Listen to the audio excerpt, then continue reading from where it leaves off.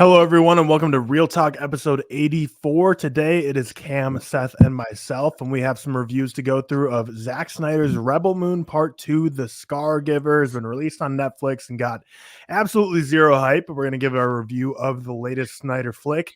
Going to review The Ministry of Ungentlemanly Warfare as well, the latest Guy Ritchie film, his version of Inglourious Bastards. Abigail also came out this week. None of us were able to see it. I've seen pretty mixed reviews. I haven't seen anyone absolutely love it. Haven't seen a ton of people absolutely hate it. Kind of just landed in the middle, but we didn't see Abigail. But it was a massive week for trailers. Hitman, Trap, and Transformers 1 being the big ones that all dropped within like 4 hours of each other. It was just an absolutely crazy day for movie trailers. Then we got some massive Scorsese news, Spielberg news, and Tarantino news we're going to go through. So some of the biggest working directors today all dropping some major news on the timeline this week. Then we're going to finish things off with a little game Cam has prepared. We have no idea what it is, but it should be fun. We'll be excited to take that on in the back half of this episode. But before we dive into things, shout out to our executive producers, as always, Stefan Johnson, Stefan Niebuhr, and Sean Morales. Thank you guys so much for being executive producers and patrons of the podcast. The reason we are able to do this each and every week and wake up on the weekends and make these episodes for you all. With that being said, let's go ahead and get into how we've been doing this week. We're going to start with Mr. Seth. Mr. Seth, I'm good. I had a really busy week work-wise. Had a stupid thing happen last night. I went to see Oppenheimer again because they were doing like I don't know if they did it in the US. They were doing like a did it in the US like an Oppenheimer screening yesterday by any chance? IMAX? No, that I noticed. No. Okay. No. Well, they did it here for like £3, which is like what $3.50. Pretty heavy. Yeah, heavy. How dare you? Pounds here. Went okay. And then went to basically I went to cinema. I got a food with Anna before, and I had like 15% on my phone. The cinema I went to, the IMAX, is like the other side of the city from me, so it's like not walking distance by any means. Because usually I'd be fine to walk, but then I'm through the film and I get out and I'm like, shit, I have no charge on my phone, and it's 11:30 at night, and there's no other way home. So I'm like, great, this is good. So I turn it on. You know, like how sometimes your phone will go out of charge, and you'll get it back on, and it's like 1%, and you can just do something really quick. You know what I mean? Like send a text. So I'm like, I rang Anna. I'm like, Anna, shut the fuck up. I need you to ring me to get me an Uber right now. And then she's like, okay. And then I'm like, she asked me a question. Where are you? I'm like, I'm at. And then it goes. And then I'm like, shit. So I go up to the staff and I'm like, this is weird to ask, but would you mind getting me like a taxi or just letting me charge my phone just so I can order one? And they're like, oh, sorry, we can't order taxi. I'm like, all right, why? And they're like, we're not allowed to do that. I was like, whatever. I was like, well, can I just use a charger then? They're like, well, we don't have any chargers here. I'm like, well, what do the workers use then? Someone's got to have something. Yeah, it's like, this is the biggest bunch of shit ever. He was probably miserable, like proper knobhead, honestly. And then basically, I'm outside, and this is like the most embarrassing ever. I'm having to like go up to random people outside. I'm like, can I use your phone by any chance? Can I please order a taxi phone? Because otherwise, like if I'm walking, it's a good 2-3 hours. Shish. So I'm like, shit. And it's like 11:30 at night. And then I eventually... Would you have known your way back? Yeah. I would have been able to get back. Yeah. But it's just... That's the most impressive part to me. You can walk 2-3 hours and know your way back. I'm pretty good with it's like a straight. It would literally be like a straight line. Okay, so I'd be able to get back easily. It's just like I don't really want to walk 3 hours at 11:30 because that area as well. That area is not where you want to be walking around at 11:30. So I asked like 2 people outside. They were like basically said no. I was like, great, cheers, nice one, brilliant. And then I eventually asked this other guy, and I literally got in, and he was like, yeah, just come in my Uber. So I literally got in the random guy's Uber. And I ended up promoting. He now knows about the ReelTok Podcast because we had a new follower, maybe new patron. Ben, if you're listening, shout out to you. Appreciate you. And he even let me extend the Uber so I could carry on. And I was like, I will send you money when I get home. And that's like, it's a trust thing. A lot of people wouldn't do that. Shout out this guy. He did that. So I ended up just chatting to him, promoted the ReelTok Podcast. Always cool. But this is the worst part. I get back. I haven't got my keys because I'm an idiot. I get back. I look outside in our little parking space. Anna's car's not there. I'm like, no. She to go to went. try to find you. She went, but it turns out she left like a minute before I got back. It was like something from a fucking film.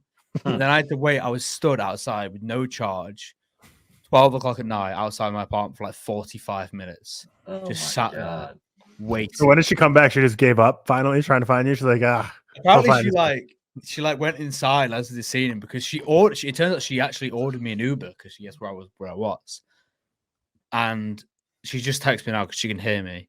She said that she did leave a key, but apparently I was stupid not to look for a key. Which maybe I wouldn't have looked for a key. Why would I? No, I'm with you. I'm with you there. Exactly. She said that you guys would agree with her, but that just shows. But that was an apartment, right? Like a flat, I guess. I wouldn't look for a key. Like I wouldn't expect Emma or I guess Anna in this case to leave a key just like out in public. Like if you were in a house, maybe look around. But I was considering, obviously we're in a building with like a few other people and whatever. I was considering like buzzing people, but it'd be so awkward because I'm like, even if they do let me in, if I inconvenience them enough at 12 o'clock at night and they do let me in, I can't even get inside my apartment anyway. Yeah. So that'd just be the most awkward thing. Just stood there like, well, thanks for getting into the building. I can't actually do anything else right now. You know what I mean? So that was great. Maybe everyone was initially turning down helping you because they're like, "Oh, look, it's an American with the Yankees hat on, trying to fake a British accent for some help." I wasn't wearing this. Okay, I was gonna say Yankee might be like, "Everyone be like, piss off! I'm not helping you." Yeah, otherwise, yeah. Great. That was fun. That was great thing. Great thing to tell the generations next. The generations next. Great story to tell. Shitty at the time. Great story to tell. Yeah, it's pretty funny. That's all. Met another guy called Ben. Shout out Ben as well. 2 Bens in one night. Weird. I just thought about that. That's actually kind of weird. Who came up and said, likes the stuff, likes the reviews. Thank you, Ben. Appreciate you. And yeah, good week. Busy week. Going to see Fall Guy tomorrow. Going to the premiere of that. Which I'm not looking forward to the film, but apparently the event looks good. And I get to see Ryan Gosling in person, which is like, and Emily Blunt. Kind of cool. The film looks good. Come on. No, it doesn't. Good reviews too. I saw the trailer again yesterday, and I was like, "This looks shit." I don't know. It looks like something I'd hate. It looks like something I'd hate. Well, I didn't hate Bullet Train, so maybe maybe not actually. But yeah, going to see that tomorrow. A couple things else coming up, but mainly it's just been pretty standard like work week. Other than that, watched a few things. But yeah, that's kind of it. Cameron, very exciting. How's your week been? Good. Traveling for work. Was in the old Missouri. Never have been to Missouri. Or yes, I have. I've been to St. Louis. All right. Almost almost a lie. But I like Kansas City, actually, a very nice city. So yeah, good on that. Very nice city. I enjoyed it. You flew into the Kansas City airport, I imagine, right? Like MCI. Yeah. Isn't it like that's a weird airport, right? With like the two like you have like the inner circle and like the outer circle thing, and like the security's kind of it's like a weirder design than normal if you remember it. Unless you're in like a different terminal than me, but when did you go? About a year ago. And I think they renovated a ton of stuff, but they had a very I know they got a brand new airport recently enough. I don't know if it's a year, but it is very nice. It's a very nice airport. I liked it a lot. You walk in, you get your security, and then it's kind of like an I shape almost. So you have it in between two. Exactly. It's an I shape. But I liked it a lot. It was easy to get around and didn't have any issues there. But I had a good work trip, just kind of like leadership training. So that was all good. And then came back and started watching some more movies. Saw whatever we're talking about today that I can't even think about, the Ginger Dead Man. Ungentlemanly. Oh, Ginger Dead. Yeah, you also that. But during the Ministry of Ungentlemanly Warfare. So I went to a showing last night at like 10:30, so it doesn't start till about 11, right? And I'm not a late night guy. So I found so I watched 99% of the movie, but I fell asleep right after a big part. We'll get into it. I fell asleep mid-theater because I was reclined. And that's a loud movie. And I think that's the most impressive thing I've ever done. I woke up. There is no one in the theater. The lights are completely on. The credits have rolled. I probably took a 30-minute nap. I look at my phone. It's 1:30 a.m. I'm like, what the fuck is happening right now? No one came and got me or anything. I'm sure they hadn't been into like clean just yet. But I just walking past you, yeah, just seeing this guy in the aisle. Well, it was a very not packed theater, okay. So I think there was one person in my row and maybe two other people in the theater itself, or maybe like two other groups. But yeah, so I took like a 30-minute nap at the end of Ministry of Ungentlemanly Warfare, and so I went to look at like the IMDb or the Wikipedia plot to see like how much I missed. I missed like maybe 3 minutes. So that doesn't make me feel as bad. Like I fell asleep like right after the major moment in the movie happens, I feel like. So yeah, that's my big fun story of the week. Waking up and you were in a theater that's playing a movie and then all of a sudden the lights are on and there's no movie playing at all. I was jarred, man. I was absolutely jarred. Very ungentlemanly move of you. Yeah, truly. The damn recliners, man. I know what you mean. I actually avoid the recliner cinemas sometimes because they do get, it's like a long film at night. I do get a little bit like drowsy, especially when I'm like enjoying. You get a little comfy in there. I'm sure I was looking like a baby, sleeping. Like I often prefer like the uncomfy seats. You know what I mean? I do too. I don't know if I do. Depends how long the film is. It depends how long. Dude, I'm annoying too because like I got ADHD and can't sit well, right? And so like I'm probably annoying because I recline back, recline forward, recline back, recline forward. But last night was just recline back and take a little sleepy time nap. Is it one of them that goes like all the way, like a bed almost? Not all the way. It was an uncomfortable sleep, but it goes a good amount. I don't know if it's a bed, but it goes a good amount. Bed, but like like that. I think. Yeah. It gets the recline. It's better than this right here, which I'm like reclining in my seat right now. It's better than this. Like it's you're laid back and your feet get kicked up. It's nice. Luckily, I have a car, and so I was able to get home. So that's nice, at the very least. But yeah, then I came home and watched The Ginger Dead Man, and that movie just kept me locked in. So and then I made Tyler's. Oh, never mind. I don't know if this is a spoiler, Tyler. No. Okay. So Tyler will be doing a Trivia 10 episode. Normally he's the host, but I made his slideshow yesterday or this morning, I guess, technically. And I was up till like 4 a.m. doing that and then prepping the game for this. So I'm real tired right now. But did you like change on my question? Because you texted me on like Wednesday saying you were like ready to go and you're like, do you want to film it tonight? And then what did you? Oh no, I had questions like written down, but I hadn't put them in the PowerPoint. Gotcha. And it takes a while to put the PowerPoint together. And then a couple I did change, I guess. A couple I was like, yeah, that's stupid. But yeah, I would have been ready to go on Wednesday night, I guess. Gotcha. Is more so what I was saying. But yeah, just kind of sleepy tired this morning. I set an alarm for 8:45 and I'm like, there's no way I get to sleep until then. Cause obviously Bailey figured he'd be up early. No, sleeping like a baby. So my alarm went off and I was a little like, what the fuck? But it was a good 4 hours of slumber. Yeah. Nice. No crazy cinema stories for me this week. No getting trapped. No. It is weird that we both had a story on the same night. Yeah. I assure you, I was not trying to get one. I was not trying to have one.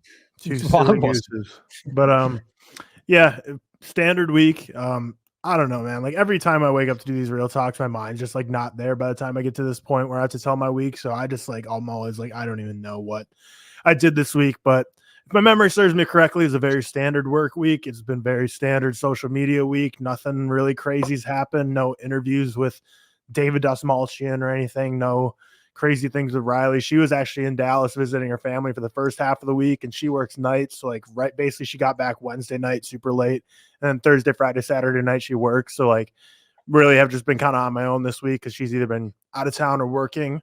But yeah, pretty standard week. Not gonna do much today other than edit this up and watch some playoff hockey, playoff basketball.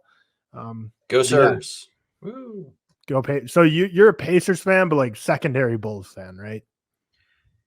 Yeah, I used to say I was a Bulls fan, and I still am, but I don't care about the NBA enough to have two teams, to be honest with you.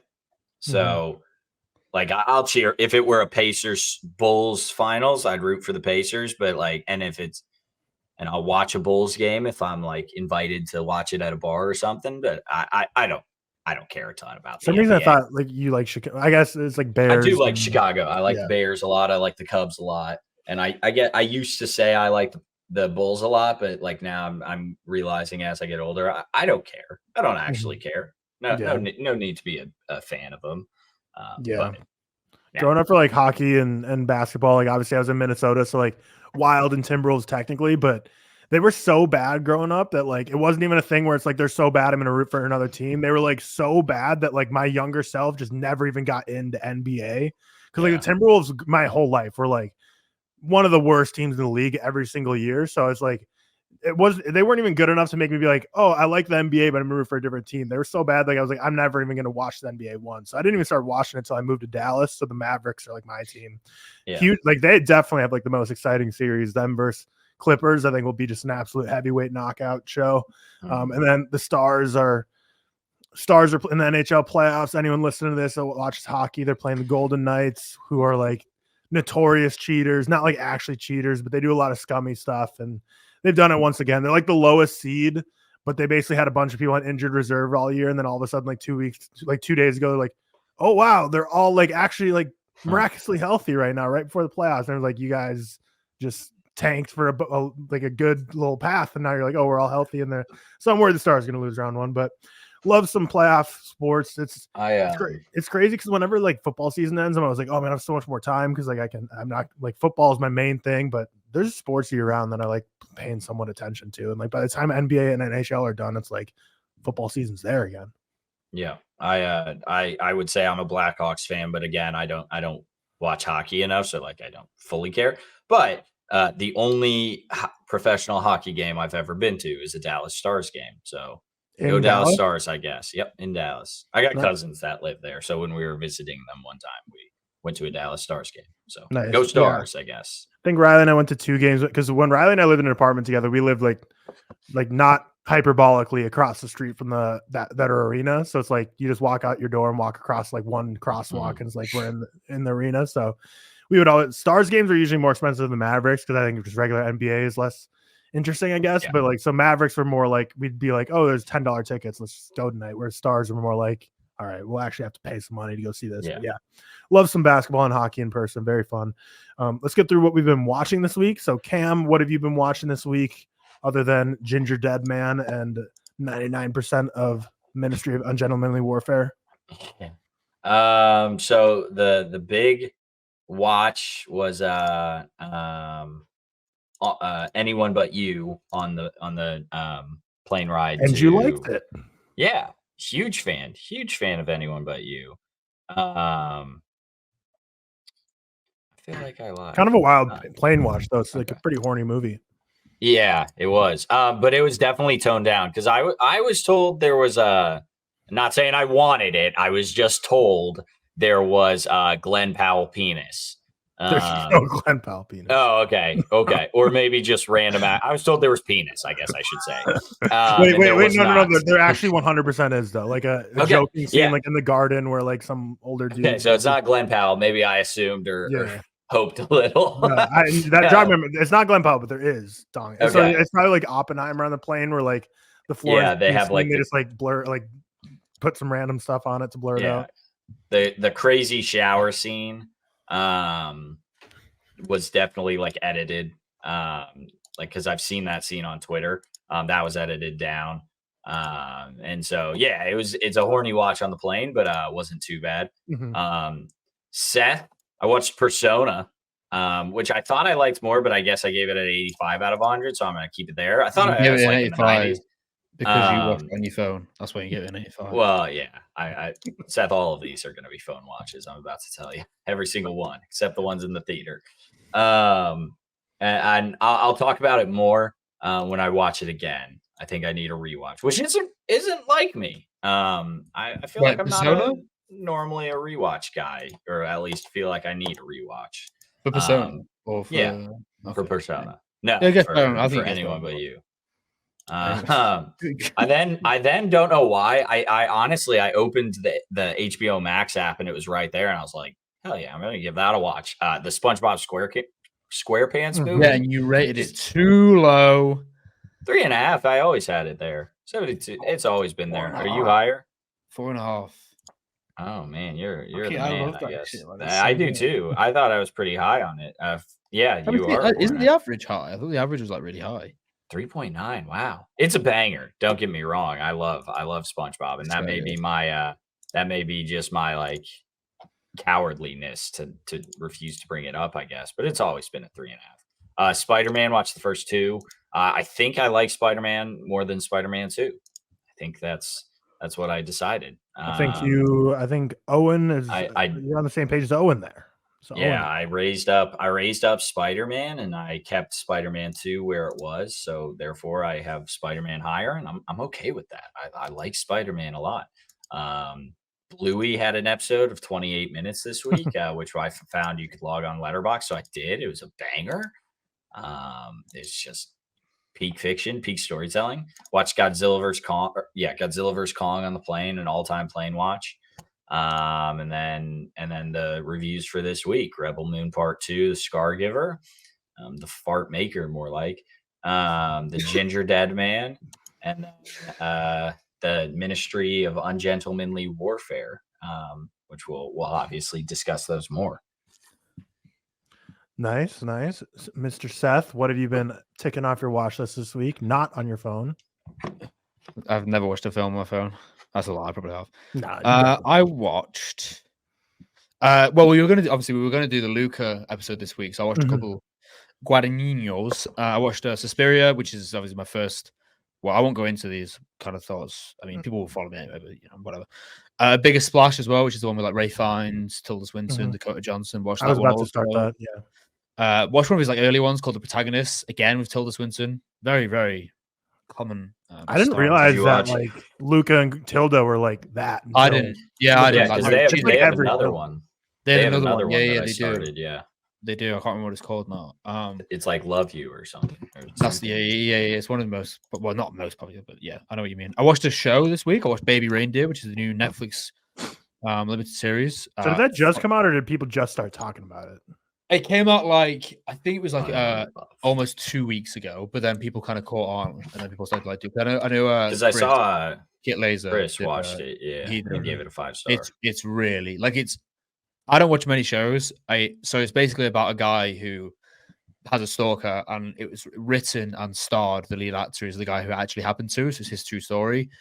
It's adapted from a play that he wrote. Honestly, amazing, really, really great. One of the most profound things Netflix have ever put out, in my opinion. Watched Barry Lyndon, great, obviously, whatever. Watched Spider-Man 1 because I felt sad because everyone was watching it in the cinemas. So I was like, yeah, that's why I watched them. And now I think I'm just going to run through every Spider-Man because I'm 90% of the way through Spider-Man 3. I rented 3 yesterday. Bought 3 on Prime. So I'm going to watch that today. I've seen 2 many times. I also, Spider-Man 1 and 2 aren't that far away from me, to be fair. I just think the ending of Spider-Man 2 is just like, so good. But I do love Spider-Man 1. I watched Blue, which is a really, really interesting film. Derek Jarman's Blue. Really, really sad. I watched Dial M for Murder, rewatched, should I say, which is definitely my favorite Hitchcock by a decent margin. I watched Inglourious Bastards, first rewatch in like, I want to say like at least 5 years or something. Really great. Really great. It's probably my 3rd favorite. Mr. Tarantino, I think. Really great. Really, really liked it. What else did I watch? Rebel Moon, obviously, which we'll speak about. Whatever. Oppenheimer last night. Man, it is so good. Oppenheimer. I don't know if you guys know that. It's hot take. ReelTok.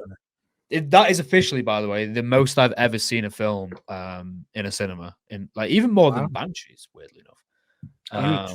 Huge for the brand. Yeah. Where was it on your ranking for this year? Ahead or below, or not this year. Sorry, this decade or this century. I saw you. Oh shit! Yeah, well, it's funny because so when I first watched it, like for last year's rankings, I had Zone of Interest 1, Kills of the Lambing 1, Zone of Interest 2, Oppenheimer, and then every time I've watched Oppenheimer, it's gone up. Now it's 1. Yeah. In my century, when I did that ranking, it was like. Was it? I guess what I'm asking, above or below Banshees? Still below. Banshees is like my child, but I mean, to be fair, Banshees was 4th for the century, and Oppenheimer was 7th. So it's kind of impressive that the two 2020s films made it on there. I love both of them. So I've seen Oppenheimer 4 times now. Love it, amazing, so good. Then I watched a film this morning called You'll Never Find Me, which is a new horror on Shudder. Pretty good, terrible ending, and that is about it. Yeah, that's about it. Hell yeah.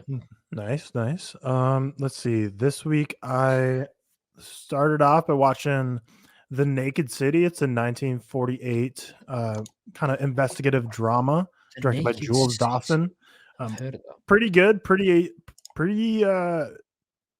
cool how big the scale of that movie was for 1948, especially based in New York City. And some of the shots of the whole city are really cool. Like they basically seem like they were able to just rent down the whole streets to just be running through the streets, doing like climb up towers. Like it was just the final act was super awesome. How they were just running through New York City during this chase when they were finally trying to find who the killer was. But cool movie. Watch Paper Towns. I was a big fan of John Green growing up. The author. My favorite book of his was Looking for Alaska, and then he also wrote like The Fault in Our Stars, which is probably his most popular mainstream one. And then Paper Towns is another one with Cara Delevingne. Don't care for the movie much. Never really did. Didn't really care for the book much either. But I was just like, I just want an easy watch, and it was promoted on Max, so I threw it on. Checked out The Greatest Hits. It's the new Hulu movie from this year. Very similar vibes to About Time. We have our new Superman in it as the lead man, David Cornsweet, basically. This isn't a spoiler, it's just a plot. He dies in a car accident, and his fiance, I believe, was about to move in with him, and they were together for a long time, and he was the love of her life, and she gets this traumatic brain injury that lets her kind of travel through time through listening to different music. So basically, if she hears a song, she can be taken back in time to like the last time she heard that song be played during their relationship. So basically she would just keep going back, trying to save their relationship and trying to prevent him from dying in a car accident, and trying to just grapple with her loss and grief and trying to go through that depression. Through that, watch Hundreds of Beavers, similar to Baby Reindeer. This is like the movie version that's getting just so much buzz and talk about recently.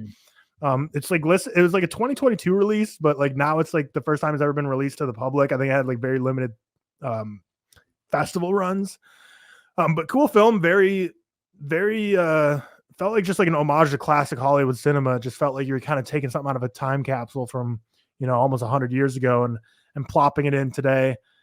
The set designs and costume designs, just like the scale that they were at here, was just awesome. Like just a fun, silly movie. For most of it, I mean, it is a black and white, mostly silent film. So kind of like I said, and there's the slapstick of it. It almost felt Monty Python-esque. So that's not really my cup of tea, but some people might love that more than me. And it's a very interesting movie, and I don't know. I liked it a lot. I give it 3.5. Premiered in September 22. Jesus, right? It's weird. Like I don't really know how it works because like it's just now getting kind of mainstream people talking about it. But we don't have it yet.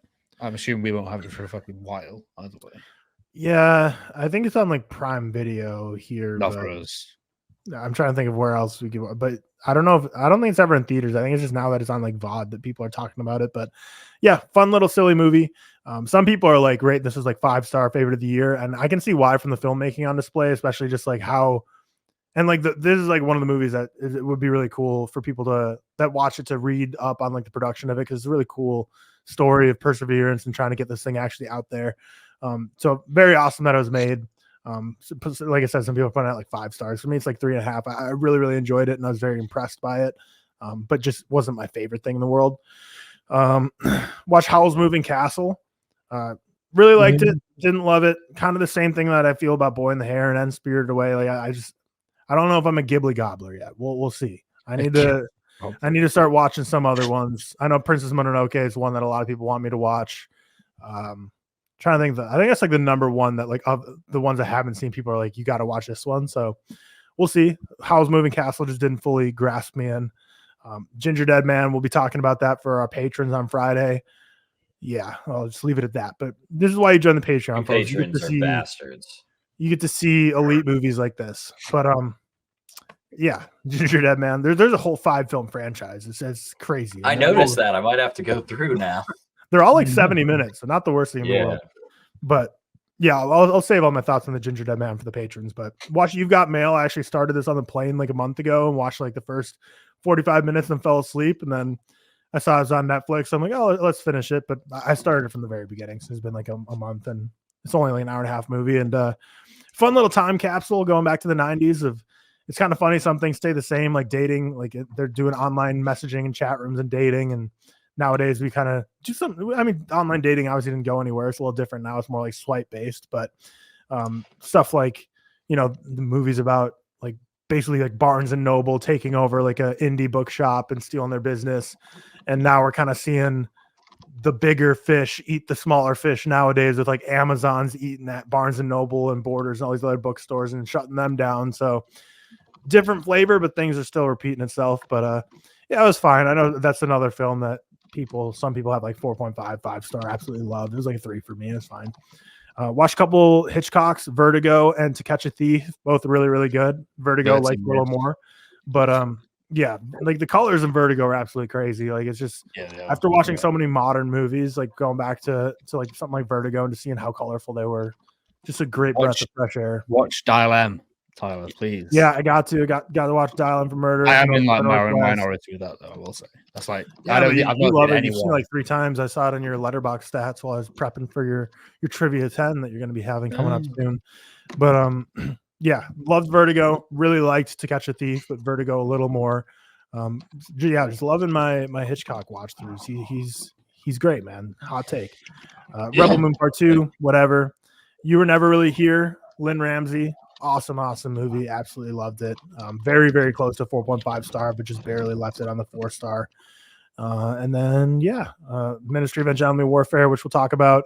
I watched the Ben Affleck short, the I Killed My Lesbian Wife, hung around a meat hook, and I have a 3-picture deal at Disney. It's like a 15-minute comedy short. Like I said in my review, the funniest thing about it's the movie title. Like it's bad. It's not good. It's not worth watching. It's not bad in terms of like it's not nearly as like gross as you would expect from the title. It's basically just like dialogue based.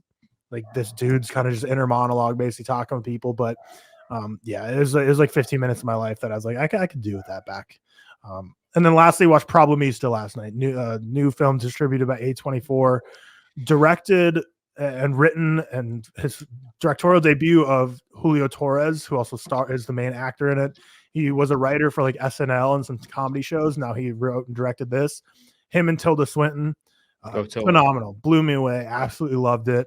One of the most creative and interesting kind of like deconstructions of the American dream I've seen, in such like a comedic way, but also just like heartbreaking. But really, just kind of get in the shoes of this man who's trying to immigrate into the United States, and just the rat race of like, oh, you have to get a work visa, and then but you can't get paid from your work visa or you can't get paid from your job until you get a work visa, but you can't get a work visa until you get the $6,000 lawyer, but you can't get paid for like, it's just like the hoops he has to go through to just try and make it in America. And just it's such an interesting look at the American dream. And Problemista, it's on VOD now. Is it A24? It is A24. Absolutely loved it. And Tilda Swinton's great as always. And yeah, I saw a lot. Google reviews are like the funniest thing in the world, because like those are just like the most 40 to 60-year-old, like no one outside the age of like 40 to 60 types up a Google review, I feel like. And people like hate on Problemista. Like there's a lot of 0 stars on Problemista, and like there are just so many just like older people being like, the best part about this movie is when I walked out halfway through, and it's just like all these. I'm like, it's just so funny to see like how just some people that get so angry. And I mean, which like it's fair. I do the same thing with like Civil War and then get angry about that, but not just like, I don't know. They're all like, do not recommend. Just like some random Google reviewer. Tilda Swinton, awful. I'm like, no. Oh, yeah. Even I know that's not true. I haven't seen it. That's crazy. Yeah, no, and they're like, oh, she's so annoying. I'm like, it probably just misspelled amazing, but 4.5 star for me. So it's easily my second of the year by a long shot. Just Dune Part 2 right above it. But by far one of my favorite things I've seen this year, and probably going to be hanging around my top films of the year for a while now. But that is all for what I've been watching this week. I also started watching last night before bed some Mr. Beast videos. Never seen those in my life, and dude, they're insane. I've never watched them, but then I watched a couple like recently. They're crazy. They're crazy. I mean, there's a reason he's like the biggest thing in the world, and it's crazy because I watched his video he uploaded yesterday when we're filming this. And people listen to his most recent video where he has 100 people ages 1 through 100, so one person for every single age. No, that was posted on Twitter. I watched that a long time ago. No. He did a round 2. It's different this time. Oh, okay. Last time it was like, how long can you last? This time it was more like social experiment where he had people like. It's very different this time than the one because I watched that one on Twitter too. I'll have to give that's the first thing that got me into Mr. Beast, but yeah, very good. He had like last time when I watched it had like 28 million views like in 12 hours, which is just crazy because it was like a 40-minute episode. So like a TV show length, and it gets more views than any TV show in the world right now. No TV show is pulling those numbers on one day. And he's prepping for his Amazon Prime series and just crazy. Now he's gonna have a budget beyond just like Google AdSense. I'm excited to see what he does. But I mean, he knows how to make videos that are engaging. But yeah, it was an emotional video. Editing. Yeah, their editing's crazy. Yeah, the one I watched last night wasn't too bad, but I don't know if they're like trying to change the editing more to be more like ready for Prime Video. Because like during the video, he's like, we're trying to make this in the style. We're gonna make our Prime Video shows. So like, let us know if you like it. But yeah, Mr. Beast finally cracked the code. I don't know if is he number 1 right now. I don't think he's number 1, but he's like up there. He's up there. I think he is. The thing about Mr. Beast. No, PewDiePie's he's down. I think. Down. Oh, ReelTok Podcast. ReelTok. I don't watch Mr. Beast, so I'm pretty sure he is still the number 1. Or he is the number 1. T-Series is the most subscribed. Oh yeah, but that's not. That's like That's like India's Vivo, where it's like all Mr. Beast is the most subscribed individual. And so second most subscribed overall, 252 million. What? And here's the thing about Mr. Beast. That's a stupid number, by the way. Just an absurd number. Here's the thing about Mr. Beast. He at the very least, he's doing it in a timely manner or like in a relevant manner. Like most specifically that I'm talking about is the Squid Games thing. Squid Games came out. A month or two later, you had a fun Mr. Beast video doing the exact same thing that the Netflix series did. But the Netflix series came out 2 years later and had apparently absurd production like hiccups. This dude just brought people in, was like, I feel like he was like honest with them. He's like, this probably sucked, but you have a chance to win $1 million or whatever it is, and he got it a month later. Out. That is crazy how Netflix did their own version, but it took them like 2 years. Mr. Beast, like a month later, had like a whole set built and everything and did the whole thing. No one gives a shit about Squid Games 2 years later. Like I'm certain that thing flopped. It probably didn't, but according to Netflix, but I'm certain that thing flopped. But yeah, Mr. Beast did it better 2 months later or whatever, and good for him at the very least. He knows what he's doing. I can't undermine him in the sense he knows what he's doing. Yeah, people give him shit, and like I understand why. Like, he's doing some questionable things, and it is kind of. I saw a meme. I can't even remember. I saw a meme about him, and it was very funny. And it's questionable things here and there, but he knows what he's doing. There's so much worse famous people in the world than Mr. Beast. Yeah. But if you're, I agree. I hope he goes back to the very first thing I ever remember seeing him was like years ago, way before he was like, I mean, he was big, but not super big when he would just go on like random Twitch streamers chats and like drop him $1,000 donos. Mr. Beast, if you're listening to us, we're gassing you up. Become like we'll open a Mr. Beast tier patron. It'll be $1 million. And we'll start to acquire Megalopolis if we keep acquiring some Mr. Beast money. Mr. Beast, let's partner together and we will market and distribute. Mr. Beast, I'll do anything for a paycheck. Like an absurd amount of things I'll do for a paycheck. So okay, we'll leave that idea to linger in the patrons' heads. But let's get into our reviews of the week. So first up, real quick, sorry. I texted. Yes. I have a little tangent or a little like fun. I did not see your text. Go for it. Yeah, my bad. We're getting to the point where Bailey is like wanting to watch like animated movies. So I think it's about that time where I got to make a letterbox and like have a weekly update because I don't watch as many movies as him. Apparently, apparently him and Emma watched Finding Nemo 6 times this week, back to back most times. Like every time it finished, all he knows is say Nemo. So that's all he can ask for. But I walked upstairs to go to the restroom just now, and they're watching Cars right now. They watched Finding Dory a couple times this week.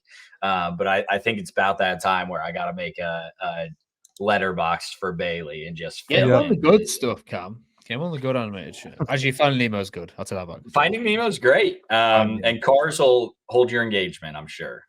The first Cars isn't horrible. Yeah, but you don't want him to be a Cars guy when he grows up. Yeah, first Cars is fine. First Cars is fine. The first Cars is totally fine. It's the second and third that just suck ass, and no one will admit it. But yeah, I thought that was funny that I ran upstairs and he was watching Cars on the couch with his mother. So that's good stuff. Yeah, now you're gonna walk up after this, and he's gonna utter the words "Cars 2," and you're gonna just drop your knees and just grab your heart. Just cry. It's over. It's so over for you.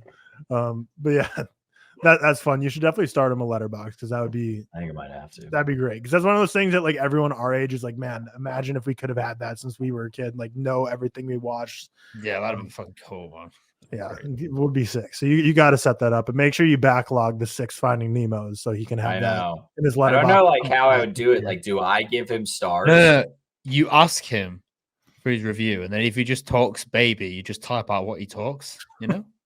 And then just gauge what he I'll ask him. I'll ask him. He's really good at answering yes or no questions. So I'll ask him if he likes Nemo, and he'll probably say yes, and that'll be the review. Just put a Nemo question mark like. Until he's like 5, just be either heart or no heart on the letterbox. Yeah, you like fair. It? Yes, heart. No, no heart. But yeah, we'll get into Rebel Moon Part 2 now. The Scargiver synopsis. Korra and surviving warriors prepare to defend Velt, their new home, alongside its people against the realm. The warriors face their past, revealing their motivations before the realm's forces arrive to crush the growing rebellion. Same cast as the first one. It came out 4 months ago at this point. We all saw this one, correct? We all Rebel Mooned a second time. I feel like I wasn't there for a lot of it, like mentally, you know? No, I wanted to, I almost wanted to. It made me want to watch part 1 because I had no clue what the fuck was going on. It did not want to make me want to watch part 1. I did not remember a single thing from part 1, and that thing came out 2 months ago. Yeah, I was gonna tweet right after watching it, and be like, I just finished Rebel Moon Part 2 30 minutes ago, and I couldn't tell you a single person's name in the movie. But then I was like, people probably think I'm really dumb for that. But yeah, Korra, I guess, is the main girl, the Scargiver. Let's get into it. Seth, your thoughts on Rebel Moon Part 2? It's not very good, is it? I don't know, man. It's like it's just like I actually think this is worse than part 1, which is quite the achievement. Not by much, admittedly. I think that there's just kind of nothing there.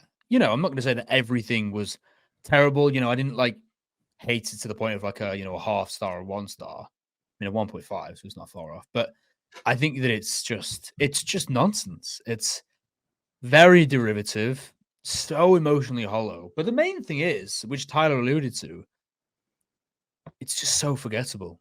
Like nothing rings true. Like there is not one moment, not one character interaction, not one fight sequence, especially that final one, Jesus, that lingers. You know, there's nothing to speak about. This is one of those where it's like I don't even care to speak about it. I just find it really dull. And I think that it's so empty. And I mentioned this in my Letterboxd review. It's such a film that can be easily disguised by Snyder and Netflix as, the better film is still, yet to come, which I think is fucking ridiculous. And incredibly just an anti-art notion in itself to just imply that you've just put this out. But don't worry, guys, because the better one's to come, which is just stupid in the first place. And I'm fucking sick of every film doing Zack Snyder doing it. Mm-hmm. I also think, I mentioned this in my review, I tweeted this yesterday, Snyder needs to go back to working with an actual cinematographer. Mm-hmm. Like it's bad. It's really bad. Because some of the people like he worked with, I can't remember the names, like on Man of Steel, for example, or the original Dawn of the Dead. Did he do 300? There is a notable difference in terms of the imagery, I would say. A notable difference. I think that Rebel Moon specifically have been really, really dull from visual standpoint. Yeah, he's worked with different cinematographers like for pretty much his whole career up until I think it might be Rebel Moon, maybe Army of the Dead as well. Just double check that. Oh yeah, he did Army of the Dead, so that was his first one, which in my opinion also was a massive decrease in visual quality. And I think he really needs to get back working with a cinematographer. But that isn't the main point of this film. I just think that there's just nothing here. And I think if they're trying to build this huge universe out of this, like I think I told you guys when we went to the premiere for the first one back in December, him and his wife, Deborah, were speaking about it, and they were saying, they're going to have a video game in the works, and it's like this is not the one. Like there's nothing here, and that's the worst thing I'll say. It's not like, to me, and a lot of people have said differently. To me, it's not like an offensively bad film. I hated it, but I didn't watch it in like this is dreadful in every single way. But my main complaint is there's just nothing to latch onto from an emotional level. There's nothing to be excited about. There's nothing that intrigues me.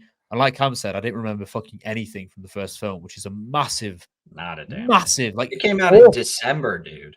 It came out in December, 4 months ago. Usually, I can't remember a single thing. Usually, I'd be complaining that there wasn't enough time, to breathe between the two. And it's like, it could have come out a week later, and I still wouldn't have remembered anything. Like, that's a really bad thing to have in a franchise. The keys you need in a franchise are memorable moments and memorable characters, stuff that's going to carry you and you can be excited for, like a Dune has, for example, like a Star Wars has, stuff like that. And this is just not that. So I give it a 1.5. They were shit, and I did not enjoy my time with it at all. That's pretty much it.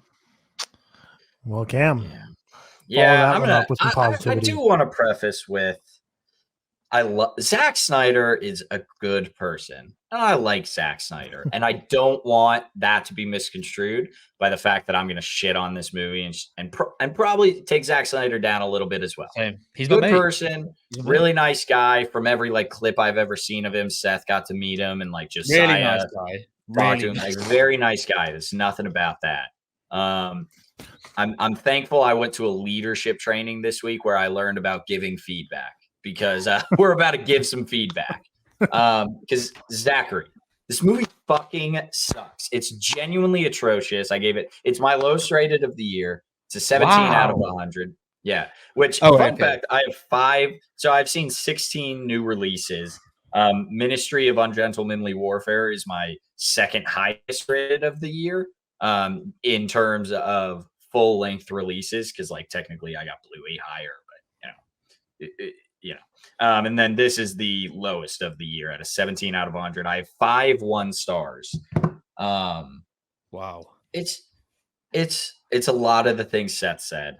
But it's so much more than that. It's so sinister to make a movie half-baked movie to where you're going to make 3 other parts that are going to fill in deliberately. This is all power to Zack Snyder for coming back to do Zack Snyder's Justice League. Horrible, the production that happened on the first Justice League. Horrible what happened to him.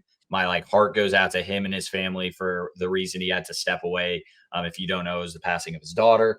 That, and saying there's a better movie there. He's not wrong. His movie got ripped to shreds. Terrible. And I'm I don't love Zack Snyder's Justice League as much as some. And I think what it's done to some movies where now everyone wants to give their director's cut is a little not great. But just, it's not his fault. You had the opportunity to do it.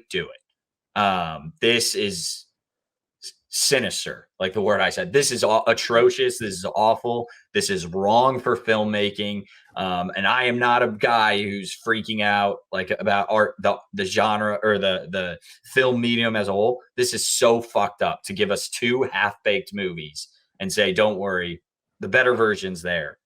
Yeah. Give us the better version then, Zach. You have a deal with Netflix. I'm 100% certain he could have swayed them, but he didn't want to, because he wants this bag. He wants the 8-picture deal. He wants his own universe so damn bad. And it's so fucked up. It's fucked up. Netflix is at fault, obviously, but Zach is too for this, because that is fucked up to make half a movie. I'm not even getting into the part 2 as a whole. Boring. they slow-mode farming for like 20. The clips going around on Twitter. Like, it's not just me this time. I hate the slow-mo. It's not just me this time. Like, this is getting dragged across everything. It's not like Rebel Moon Part 1 where there was like maybe, some people who liked it. Like, this is getting dragged because of how shit it is, and everyone's noticing like these characters suck. Nobody gives a hell about them. Or nobody gives a shit about them. I can't even speak. Like, no one remembers them. I couldn't have told you who narrated the movie prior. It's Anthony fucking Hopkins. It's one of the biggest names. I couldn't have told you that. I couldn't have told you that. His name before watching this movie. Obvious. Before watching this movie, I would not have remembered that. It's so derivative on Star Wars. It's not Seven Samurai. It's shitty Samurai. It's just so poorly made in almost every way. There are like few redeeming qualities, like in the sense that some of the fights look good. There are some good looking fights here and there, but most of them don't. And the dialogue's horrible, and the pacing is horrible. Zach, you need a cinematographer, like Seth said. It's a frustrating watch when you already don't like the movie and hey, they're going to post something in 2 years, the Snyder cut, and it's going to be better, but it's not going to be much better. And it's going to be R-rated and whatever. Just post that originally, you assholes. It's frustrating. It's a frustrating thing. Again, I know he's a nice guy. I would love to meet him sometime and I'd love to ask him about the part one or like the different cuts and why it became two things. But it's tough. It's tough. Tyler. Yeah. And the thing is, it's like calling them cuts are almost disingenuous because for Rebel Moon, it's like, it's just not how you should go about filmmaking. Because it says like there are parts of the movie in Rebel Moon Part 1 that are not there. I don't know as much about this one, but there are parts in Rebel Moon that are clearly not there. Mm-hmm. But like in the interview this week, he said the R-rated cut of Rebel Moon is purposely over the top with sex and violence. And he said, we actually photographed the actors saying different dialogue. You actually knew as we were filming, like, okay, that's for the R-rated version. Why? That's like when directors release director's cuts, it's usually you film an entire movie, production's done, you get to the editing room floor, and the production studio is saying, hey, you got to cut some of this out. No director's going, I mean, maybe they do, but 99% of the time, they're not going into the filming being like, I know this isn't going to make it in, but we're going to film it anyways. Like, no, this isn't a different cut you're making. It's just like a weird Netflix thing you guys are doing where it's like he probably like it's like one for you, one for me type thing. But that's so weird that during the filming of the movie, they actively were like, this scene we're about to film is for the extended cut, not going to be like in it. Like, that's not usually a cut comes from on the cutting room floor after production is done. It's just wild that they're like, all right, say this line explicitly. This is going to be for the Snyder cut. And then they're like, all right, now cut. All right, now change these words. And this is for the actual cut. It's like, it's just so bizarre how they went through this. But the film itself, yeah. I mean, you guys kind of hit on the head. Very boring. The farming simulator for the first half. And the second half, we get kind of some unfiltered violence and an all-out war. But so in theory, it should have been more exciting. But I thought it was so ugly. Like, yeah, the cinematography, like you guys touched on. But I thought the plasma, blood splatters, the lightsabers I thought looked cool when we saw the snip of in a trailer teaser before Rebel Moon Part 1 ever came out. I was like, oh, that's pretty neat. But in the actual movie, I think they look so bad. I thought all the guns and machineries and robots look so bad. So I thought the whole movie, I was like, okay, we're slogging through this farming simulation. Some of the farming stuff, I was like, looks pretty neat, looks nice. And then we got to the action. I'm like, okay, this is probably where I'm going to start to elevate from like a 1.5 star to like 2, 2.5, 3, because we're getting like 45 minutes of violence and fighting coming up. But it might have even been worse for me than the first half because I thought it was so ugly. Like the splatters of plasma blood just look so bad to me. The lightsabers I hated. I just think it's so ugly. I can see why Disney did not want to pick this up. It's how does Disney make the right choice in an era of them making every wrong choice? I think it was Sammy who put this in his review of it. The worst person makes a good point, and that was Disney denying this fucking project because it's atrocious, man. Yeah, it's just tough. It's because Star Wars is all about rebellion. That's kind of the whole deal. But I feel like Rogue One is like the story they were looking for a Rebel Moon type story. It's like Rogue One kind of already filled what they're, like a purely like smaller scale rebellion than, an overall Jedi versus Sith battle, something more grounded. And Rebel Moon wanted to be that, and it's just not anywhere the same, because there's moments in this, and like, do you guys have spoilers? Because I don't even care to go into spoilers for this. Like, do you have any? Who cares, man? Okay, you have a couple. Let's go into it, at least. It is. Yeah, it is I'll just throw up the spoiler wherever it is. Is it a big release though, Cam? Like, is it a big release? I think it's his smallest. I think it's his smallest release, but I think it being Zack Snyder, just in its own right, like makes it a big release of the. Question for you is related to this. If you had to guess, how many logs would you say the first Rebel Moon has on Letterboxd? It came out in December. I don't know. 140K. Okay, I was gonna say like 700,000. Yeah, it's really low for us. This only has 15K, and it's on Netflix straight away. Yeah, he's definitely inflating. How much like the Ministry of Ungentlemanly. It's crazy that Zack Snyder really tried to convince people in interviews that it got watched more than Barbie. More money. Oh, yeah. Ministry of Ungentlemanly Warfare has 13K, so I guess it's the Guy Ritchie releases winner of the week. Like Guy Ritchie releases things all, and you had to buy tickets to see that in theaters. Fucking Rebel Moon is just on Netflix. That is quite crazy. And obviously, don't get me wrong, we're not saying that Letterboxd is the be all and end all, because there's so many people who watch films on Letterboxd, but it is a determining factor when you compare it to other films Zack Snyder has made on Letterboxd in terms of this audience that I don't think people care about these films, especially after the first part. I think Rebel Moon suffered a lot from word of mouth, and people just I'm not going to watch it. Especially after the first part. The second part's even less so. Does Zack Snyder have a million watched movie on Letterboxd? I'm going to say no. I'll say isn't it kind of rare-ish to have like a million watched film? It's not rare now, but I think it's not relatively exclusive. Please note he has 5 DC movies, basically. I'm going to say no. I think the highest Zack Snyder one will be like 900K. It'll be like Man of Steel. The answer is no. Batman v Superman: Dawn of Justice, 977K. That's the highest one. That's actually quite surprising to me. But I don't know. It's like a big pop culture release of the week, which I'm all about. But it's definitely not a big release. And I know we were going to do the Luca episode, but I'm glad I got a chance to watch this, because I would have had to power through Luca and not watch this probably. I'm glad I got to watch this in the sense that, like I said, it's a pop culture watch, so you could just like have the water cooler discussion. But motherfucker, man, they have a scene in this thing where Cora kills the daughter of the king or something. And then they immediately like turn on her and say she like killed, like her and a squad go in to kill the daughter of the king, right? That's what happens. I can't even remember. I don't care. And also I'm shocked this like doesn't have a plot synopsis on Wikipedia yet, which is insane. Like some of the big releases don't have them on for like a good amount of time. Until like I have never seen. I'll be honest, I've never seen that. I can find them before the movie like comes out. I feel like the actual like full like whenever we're doing these pods and I want to go through like a beat by beat thing, like the plot summary is normally like pretty good. And because I wanted to like read through that and look, and it's not there, and that's a sign to me that it stinks. But yeah, she just has this scene where she like murders the royal family or something, and then her team immediately like betrays her, and it's just one of the worst shot scenes I think in the entire movie. And the line reading is so jarring. I've seen it like it's again not an original thought, like I'm seeing this everywhere online.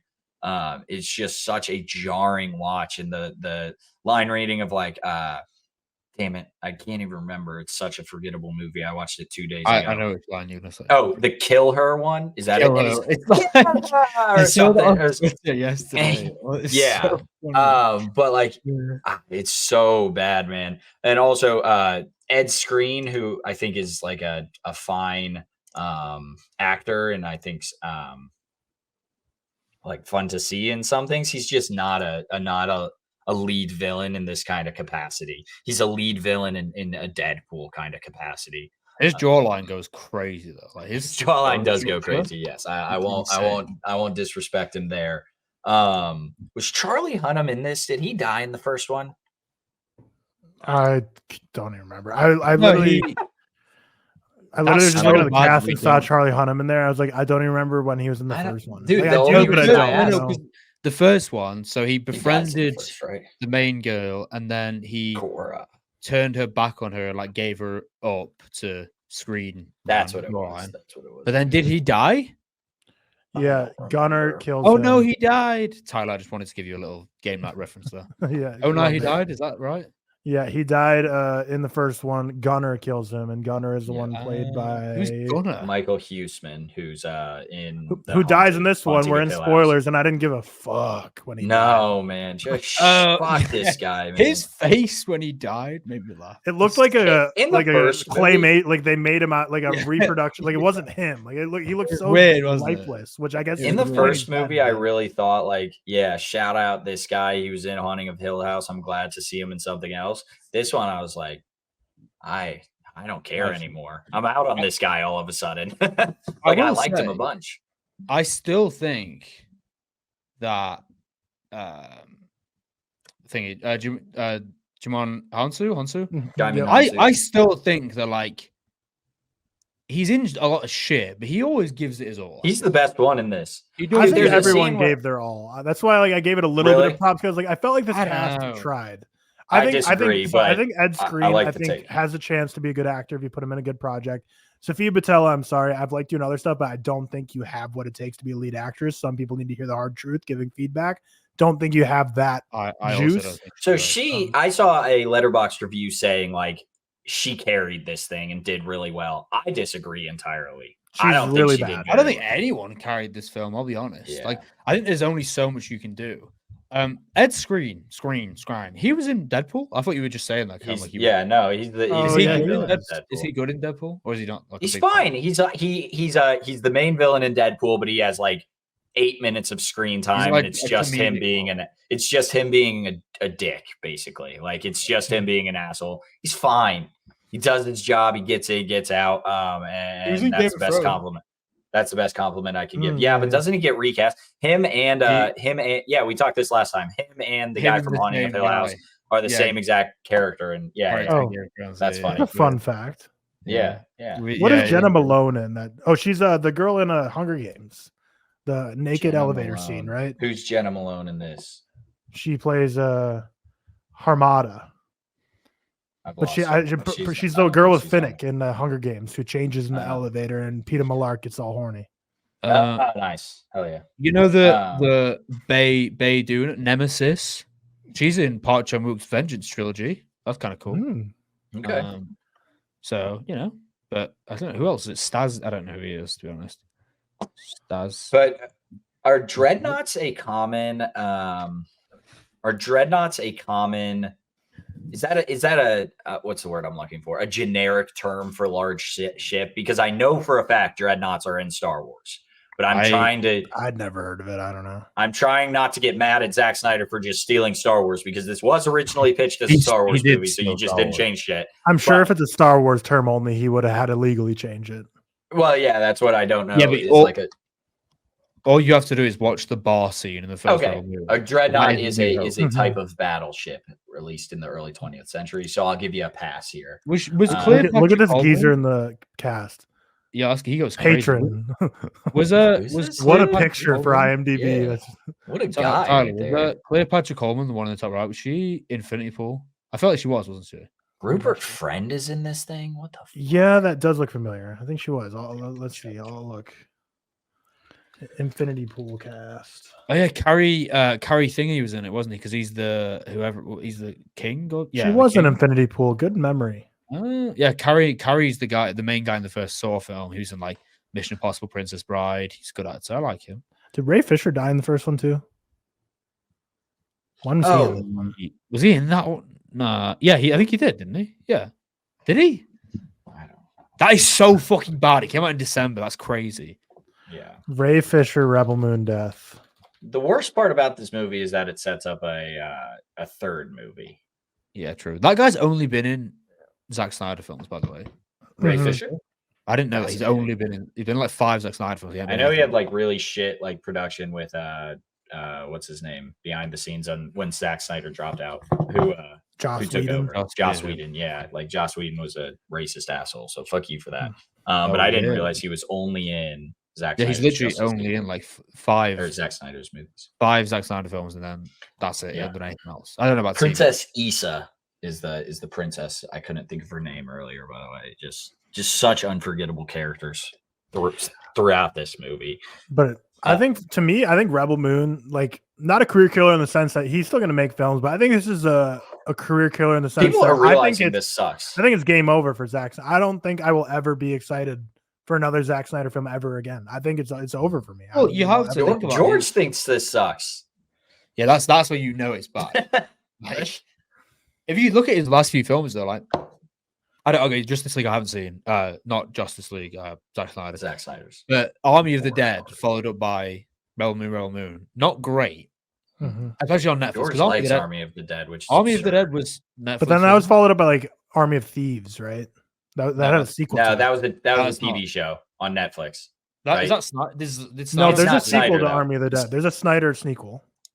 You're talking Dawn of the Dead and then Army of the Dead, right? Army of the Dead, and then there's Dawn of the Dead. Fucking bangs, by the way. That's his best film that I've seen. Dawn of the Dead's sick. Dawn of the Dead is the original zombie, and then Army of the Dead is the Dawn of the Dead is the remake zombie Cameron of the original zombie. Yeah. Oh, he was only the producer of Army of Thieves, the film that followed up Army of the Dead. But there's actual the director was actually the director was Matthias Schweighöfer, who played the guy who played the safecracker in Army of the Dead. Yeah. He then directed Army of Thieves, which is like it's a prequel to Army of the Dead. Show. No. I watched this before I ever saw Army of the Dead, and Zack Snyder wrote this and produced it. But I didn't even know what this is. So okay, again, add that to the recent run, I guess, if he wrote it. Yeah, that's kind of. But I think it's worth noting, like, they set up just dumb, empty things because Zack Snyder said we're gonna make like 8 more of these movies. And Princess Issa is still being alive, and then give me a sec. Balisaris is also still alive. We get a few glimpses. He appears to be in another plane of reality at the end of the movie. Who the fuck cares, man? Who the fuck cares? No way Netflix greenlights this third one, by the way, right? Like, you can say you got more impressions than Barbie, but did you? Did you though? Because from a shareholder standpoint, I'm sure they do not value Rebel Moon as much as Barbie. So I'm certain you're not getting It probably does get a lot of, like, it probably does get quite. Yeah. But his math is every household has at least like 2 or 3 people. So he's doubling every watch. He's doubling or tripling every watch. That's his math. I think they will do it. I think they will do it. No shot. Right. I think they will do another one. I actually do. I feel like it all had to be rolled up in like the initial contract or something like that he was going to get. But I mean, I feel like it's all contingent though. It's like, we'll give you a third if this performs, and I bet it doesn't perform. That's my guess. Reckon a trilogy was like almost guaranteed, and then after that it's contingent on whether. So what is next? Is next going to be the extended cuts coming out, and then we'll get maybe another Rebel Moon film? I thought we were supposed to get an extended cut pretty quickly, but now I don't know. Now I honestly cares. I'm not watching that shit. I don't care. That's crazy. No. It's so crazy to me that they specifically filmed scenes knowing this is the R-rated, this is not. Like, it's so not like a Ridley Scott's Napoleon or Killers of the Flower Moon, where right. It had any normal change your writing. No, you know, it is weird. Like, can you name another instance of this in the past? Like, I'm sure I can name an instance of Marvel doing this with Deadpool, where they filmed a PG-13. Well, maybe they didn't film a PG-13 version, but they have a PG-13 version of Deadpool 2. I've never seen it. I don't know if they filmed it or if they just like cut out the swear words. The thing with Deadpool though is it's Ryan Reynolds with a mask on, so I feel like if anything they just changed the voice. Like they didn't refilm. Like just ADR. They didn't during the filming of the film. I doubt they were filming different scenes specifically for different cuts. I feel like that was after the fact. They're like, we can make some more money. It's like Once Upon a Deadpool, and it was like a Christmas PG-13 release. And it was like a super small thing they did.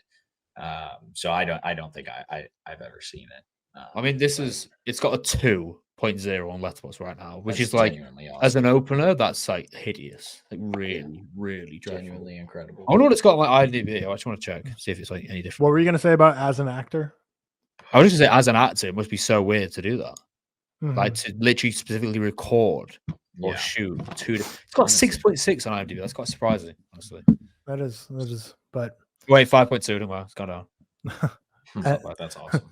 Refresh. It keeps dropping. It's like a 5 on I don't know if you guys have noticed this though, but like everything has like a 7 to like an 8 on IMDb. It feels like a lot of the time. A 5 on IMDb is like low. Do you know what I mean? It's like it's rare that you see a 5. So yeah. I mean, the reception's been wow. It's had a budget of 166 million. Oh, shared with part 1. Okay. Yeah. It's honestly not a bad budget, and it looks good for it, but I don't know if it does look good for some of it does. I think it looks good for it in terms of like the production design, the costume design. I can see where they invested money, but like the way it visually looks, I don't think it looks great. I think the first one had like a better look to it, generally speaking. I think the second well, the first one actually had some cool sets, whereas this is just like in a wheat field for most of it. And then a ship shows up and they out of budget and they just farmed on the second. Yeah. Crazy. Wonder if he planted the wheat and sold it for profit after filming. Now they cut it all down the whole time. Got anything else for Rebel Moon? I don't care about it. This sucks. Yeah, very, very Zach. Sorry, Zach. Nice guy. Appreciate it. Yeah. Very, very bad. Very, very bad. All right, let's get into our second film of the week. Ministry of Ungentlemanly Warfare. This is not out in the UK yet for Seth. I think it's a directed streaming in the UK. Which I thought it was a Netflix movie here. I thought it was too low key or Prime or something. Hasn't he got a Prime thing that you like? Yeah, like Prime films or whatever. I thought it'd be because it's a direct to streaming in the UK, I believe, and probably internationally in general, maybe. But I don't know. Guy Ritchie has weird releases in general because like Operation Fortune, when that came out last year, that came out like 5 months prior in like Australia, and then like the rest of the world got it like 5 months after. Yeah. It was just very odd how his films work. But Ministry of Ungentlemanly Warfare, the British military recruits a small group of highly skilled soldiers to strike against German forces behind enemy lines during World War II. And we get that ragtag force that's including Henry Cavill, Alan Ritchson, Henry Golding, Isaac Gonzalez. I saw a lot of people before I went in to see it be like, this is Guy Ritchie's Inglourious Bastards. I was like, obviously I know it was going to be nowhere near in quality, but I was like, how comparable will it be? And I actually was surprised at how like comparable they were in terms of like, oh, this story feels very similar. Like the makeup of the cast feels very similar. You have like kind of the stunning girl seductress to kind of infiltrate while you have all these foul-mouthed, kind of cocky, arrogant guys that are, you know, special forces, but also kind of do things around the bush and trying to do this kind of setting up a little trap for the Nazi generals and take them out. So it's a lot more similar to Inglourious Bastards than I was expecting. This one though is actually based on a true story. Cam was asleep for this part, but at the end they do the classic, like, you know, the screen goes to black and they fade in the text and be like, this real person did this, this, and this after the movie ended, and this person got married and this person went on to do this and all that. Ministry of Ungentlemanly Warfare, the latest from Guy Ritchie, who has an incredible work rate. Cam only saw 99% of it, but what is your review for that 99%? I missed the words afterwards of like the true story text. I missed that part. So I enjoyed it.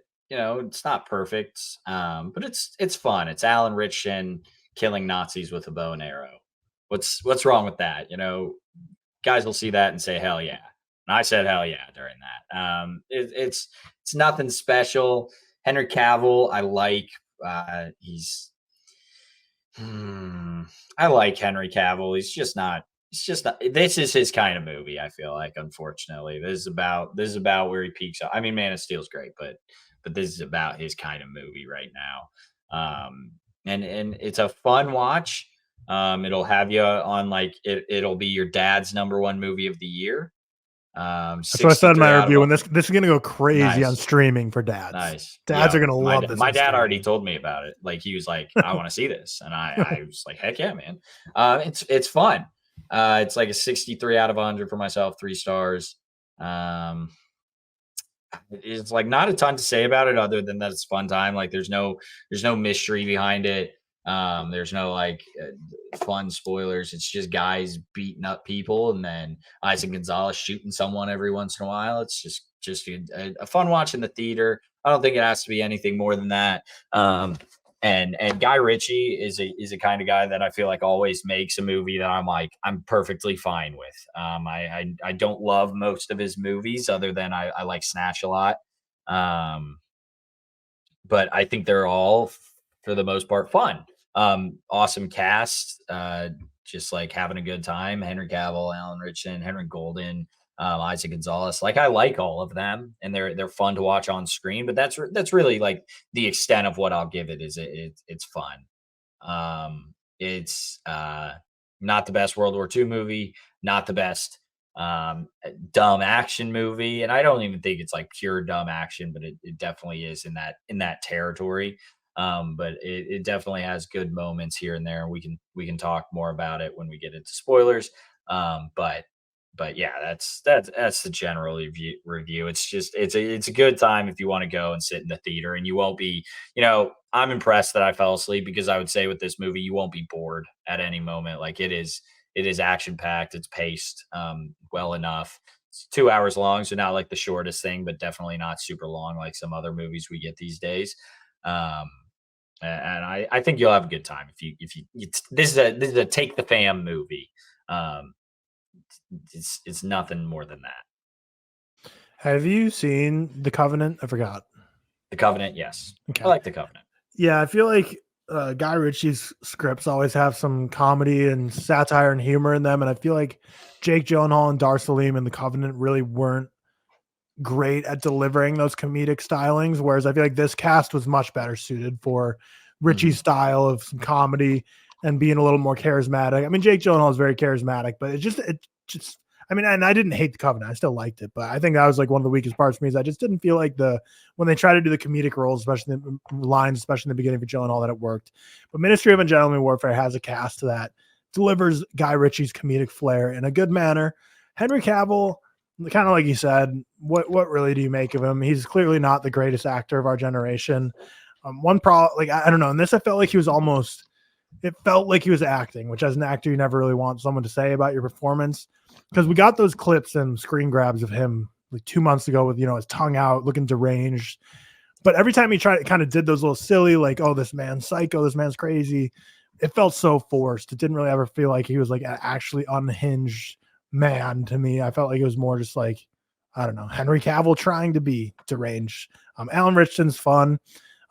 Funny because like Jack Reacher is what he's most known for nowadays. And it almost felt like this was more laid back for him. Like, yeah, he was still fighting Nazis and doing combat, but wasn't really doing the, jumping onto cars and getting hit by cars and throwing off cars and doing these crazy running and chasing and shooting sequences. This almost seemed like a more chill day at the office for him. He just kind of showed up, fired some bow and arrows, killed some Nazis, fun time. Henry Golding was in this for like not nearly as much as I thought he would, or at least he didn't get as many lines as I thought he would. Isaac Gonzalez kind of got probably the most to work with, which I thought she was great in this. So good for her getting the most to work with here. But Isaac Gonzalez, I feel like, is always great in these. I don't know. I don't like Ambulance. I think she's great in those dumb movies. I'll consider that a dumb movie, but I feel like every time I see her, I'm like, yeah, hell yeah. Yeah, she was solid. But yeah, nothing really to write home about. I think this movie's going to be great on streaming when dads get a hold of it. But yeah, cool that it's a true story, just kind of this gang of people during World War II that went around killing Nazis. And I paid like 50% attention to the end credits, but there's one thing that mentioned like someone that in this Ministry of Ungentlemanly Warfare was who that it's suspected that James Bond, the character, is based off of. So cool for him. But yeah, it was one of the, like the end credits when they finally showed all that, I was like giving half my attention to. I was ready to like log it on Letterboxd and get out of there. I was like, oh, okay, but cool. I saw like this person's based on James Bond's based on this person. So I'm like, that's neat. But any spoiler stuff you want to get into for the Ministry? When I say it's similar to like Inglourious Bastards, I mean, it's like very similar to Inglourious Bastards in terms of like they have this ragtag group that sets up a trap, luring and all these officials at the end and kills them all. So it's like, if you've seen Inglourious Bastards, you kind of have the gist of this, minus the Bear Jew and minus Hans Landa. Yeah, and those are parts that really make Inglourious Bastards great. But before any spoilers, so the part I fell asleep, right? The last thing I remember watching is Marjorie shooting Lur was the villain's name. Lure in the Head, and that's about. And then they get out of there. It's what's the actor's name? He plays the guy Timothy Chalamet kills in Dune. I got give me a sec. All right, I think he does. I don't know. These guys are in Dune. It's Babs. It's Babs. I'm gonna try not to butcher this name. It's Babs Alassane Mokon. He plays God, and he has visions in Dune. Actor best known for Dune. Give me a sec. I gotta go find him now. It's gonna eat at my head. I do not remember. They don't have his fucking name. He's a Fremen, and he's the dude who fights Timothy Chalamet at the very end of Dune. Austin Butler. No, Dune 1. Dune 1. It's what's his name? The end fight sequence. Yeah, what's his name? His name's I'll get it. It's fine. I'm trying. Jamis. Thank you. God, that was eating at my head. So they take off. That, and all I needed that for was they take off, and then I fell asleep right after that. So I missed like the end credits roll basically. And the whole point of this movie is basically U-boats, right? The submarines are giving the U.S. problems to get into Europe during World War II, and they need this covert ops of European spies, assassins, whatever you want to call them, to take out some of these boats and take out people and give entryway for the U.S. into England, I think, or into Britain. I don't know where exactly they're going into. England is in Britain. Okay. Well, yeah, I just didn't know. I didn't know like what the. Thank you, I appreciate that. I don't know where they were exactly going, but that's the general idea of the movie. And there's a lot of good action in here. Like I don't think Guy Ritchie ever has issues with action. There's good and it's never perfect, but it's good fun. I think the opening sequence is fun. Like it's just Alan Ritchson and Henry Cavill.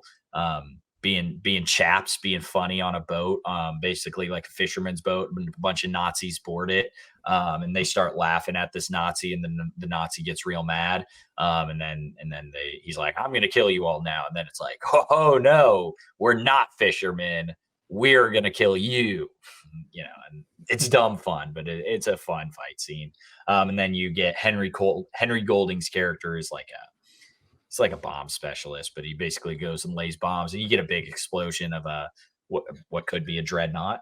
But the action's like nothing to write home about, but I feel like it's all good. When they gather the team, it's a whole lot better than like fucking not Age of Extinction, The Last Night, when I think when the Transformers are gathering the team, like you meet all these characters and you're like, yeah, I like these people. Whereas in that, you're like, this sucks ass. But yeah, it's a classic Guy Ritchie, vibrant fights, nothing like super crazy, but you'll go home, and I don't think anyone's gonna be like pissed off that they watched this movie. And like Tyler, I believe you gave it a 2.5. Like I'm sure you're not pissed off that you watched this. It's just like it's like fine 2 hours, and I do think it's quick to get through as well, just because like I mentioned, it's not boring, it doesn't lull, it's got good action here and there. Like it's a fine watch to get through. But I don't think it's anything more than that. They have Till Schweiger cast as one of the Nazi generals in this, who also played Hugo Stiglitz in Inglourious Basterds. So they tried to tie it together, tried to bring the callbacks in there. But yeah, wasn't mad I watched it, but definitely nothing I was super pumped about or anything. But 2.5 for me, like Cam said, and Cam gave it a 3.5. But we can leave it there unless I have anything else to add. 3. I thought, wait, it says 3.5. Maybe I didn't refresh. Oh, you updated it. I updated. I thought I typed 73, but I think I meant 63. Gotcha. So I had to change that real quick. My bad. But yeah, it's Alan Ritchson shooting Nazis with a bow and arrow. So you won't be mad you wouldn't watched it. Mm-hmm. That's the glowing review I can give though. Well, that'll do it for the reviews this week. Now we are going to get into movie trailers. We had 3 big ones this week. We will start with Hitman, which is going to be streaming on Netflix June 7th. Richard Linklater, starring Glenn Powell, Synopsis: a professor moonlighting as a hitman of sorts for his city police department descends into dangerous, dubious territory when he finds himself attracted to a woman who enlists his services. Now, George has already seen this. It is one of his favorites of last year, and same will be for this year. Josiah, same way, one of his favorites of the decade as well. So people who got to see this at film festivals last year saying this is one of their very favorites. For me, Richard Linklater literally could never do any wrong, and Glenn Powell is kind of scorching hot right now. So, I mean, there's nothing more that I need to get excited about this. Like, I love Richard Linklater. But yeah, Hitman, what do you guys think of the trailer? It's great. I'm just kind of ready for this movie to come out. It feels like it's been lingering because I like. Well, it never had anyone pick it up, right? So like it was like a movie that was made, but it never had anyone pick it up for like marketing and what's the word I'm looking for? I don't know. Distribution. Distribution. Thank you. But then Netflix finally did. Yeah, it feels like ages since. Like George saw it a long time ago. Well, I literally just missed out on tickets because it premiered in London at the same time as it did in New York when Josiah saw it. And I had no idea that it'd be like this long. You know what I mean? Because that was in like start of October. It was ages now. So I'm really excited for it. But I just want kind of what's the date of it release? June 7th. Wow, still a while to go. Sad. I mean, but low key, like we're like a week away from May, which is creeping up out of nowhere. Like I don't know this. Yeah, okay, it doesn't matter. Take it back. Yeah, kind of crazy. Yeah, it's I'm crazy for it though. Excited. Like you said, Glenn Powell is on a scorching run right now. Like even if he's not the best ever, he's on a scorching run of movies, and I like him a lot. I think he's got the charisma. He's got the chops for it. Mm-hmm. Yeah, and George is most obsessed with Glenn Powell ever right now. He's watched Top Gun Maverick like 3 times last week or something. I thought it was like 4 or 5. That dude is addicted on a different level right now to Top Gun Maverick. It's odd, but hope he had a great engagement party. I believe that's where he is this weekend for him and Victoria. But yeah, Hitman, very excited about that. Richard Linklater, one of my favorite directors ever. Glenn Powell, killing it. This movie looks like a whole lot of fun, and from everyone who's seen it, it's been nothing but the highest of high praises. We also, about 2 hours after that trailer dropped, we got M. Night Shyamalan's Trap releasing August 9th in theaters. It got pushed back a week that we kind of think covered in news last week or the week before. August 9th now. A father and teen daughter attend a pop concert when they realize they're at the center of a dark and sinister event. Basically, from the trailer, we find out that there's this concert going on, which is, played by M. Night Shyamalan's daughter, who's a real life pop star. And it's awesome. Yeah, awesome movie. People will get mad at James Gunn, but not care about this. Both are good. Facts. I mean, it's like if you're making a movie, throw in your family. Why not? But yeah, so goes to this concert, and basically he finds out from a concessions guy. He's like, why are all these police out there? He notices all these police here, and he's basically like, this whole concert's fake. It's all a trap set up to catch the butcher, a serial killer, like the serial killer, the most notorious in the area. And we kind of go from there, and we kind of realize Josh Hartnett probably is somewhat of a bad guy himself. We don't know. Why are people complaining about that? It's obviously there's going to be other plot points. It's like people complaining like, why did they spoil the killer? Well, it's like they spoiled the killer. That's what I want to go and do. Like, what are our theories on what the twist is? Because there's been a ton running around online. My theory is go on, Carmi, you go first. No, you go. Well, my theory is that this is going to fucking bang. That's my theory. I do think though, like seriously, obviously I really, really like M. Night, of course, but I think that conceptually this is really interesting. I think like this kind of one location thing, I think this is very M. Night from the trailers, and it's something I'm really excited about. I've seen loads of theories online, but I don't know. The amount of people I've seen complain about them spoiling who the killer is, and it's like, what are you talking about? I don't know. It doesn't make sense to me. Theories, yeah. What theories? Well, you think like I'm not a theories guy, but I saw one on Twitter that was just funny because it's like entirely possible, but it's like the twist. The daughter is like a vampire type thing. I think this is the like most popular one, so most people have probably seen it. But the daughter is like a vampire, and the dad has to kill to like keep her alive because she needs blood. I don't know if it's going to be something like that. But that is like the most M. Night thing. If like it all of a sudden becomes one of those kind of movies, but hey, if it does, that's funny. That's fine. I'm not like the biggest M. Night fan. Obviously, I think I'm gonna recognize he's made shit movies, and that's fine. Yeah, if you one. disagree. No, he's made like Actually, I haven't seen Last Airbender. 4 or 5. I haven't even seen him, but I've heard not good things about a lot of things. I'm not gonna watch. Maybe I probably will before this, but I've heard like 4 or 5. I've given 3 movies of his less than a 3 out of 100, so I don't love the guy. I'm not gonna say. I'm just saying. I'm not gonna back behind a hole or anything and say like, yeah, he's fine. No, I don't like the guy. I like the person. I don't like the movie. Did you like Knock at the Cabin? Yeah, it's fine. It's like a 3.5 out of 5. Like it's good. Yeah, it's like a 3 out of 5 for me. Yeah, I really like that. That's like my 3rd favorite to us. I really like Knock at the Cabin. Yeah, I didn't. I think. I do get it though, because he's not for like. I'm not going to like. Obviously, his films aren't for everyone. But I think the thing is what I think most people appreciate about M. Night is just A, his passion, B, the fact that he self-funds, and he is just a guy who just puts everything into his projects. And I think he's a visionary. I think he's one of the artists.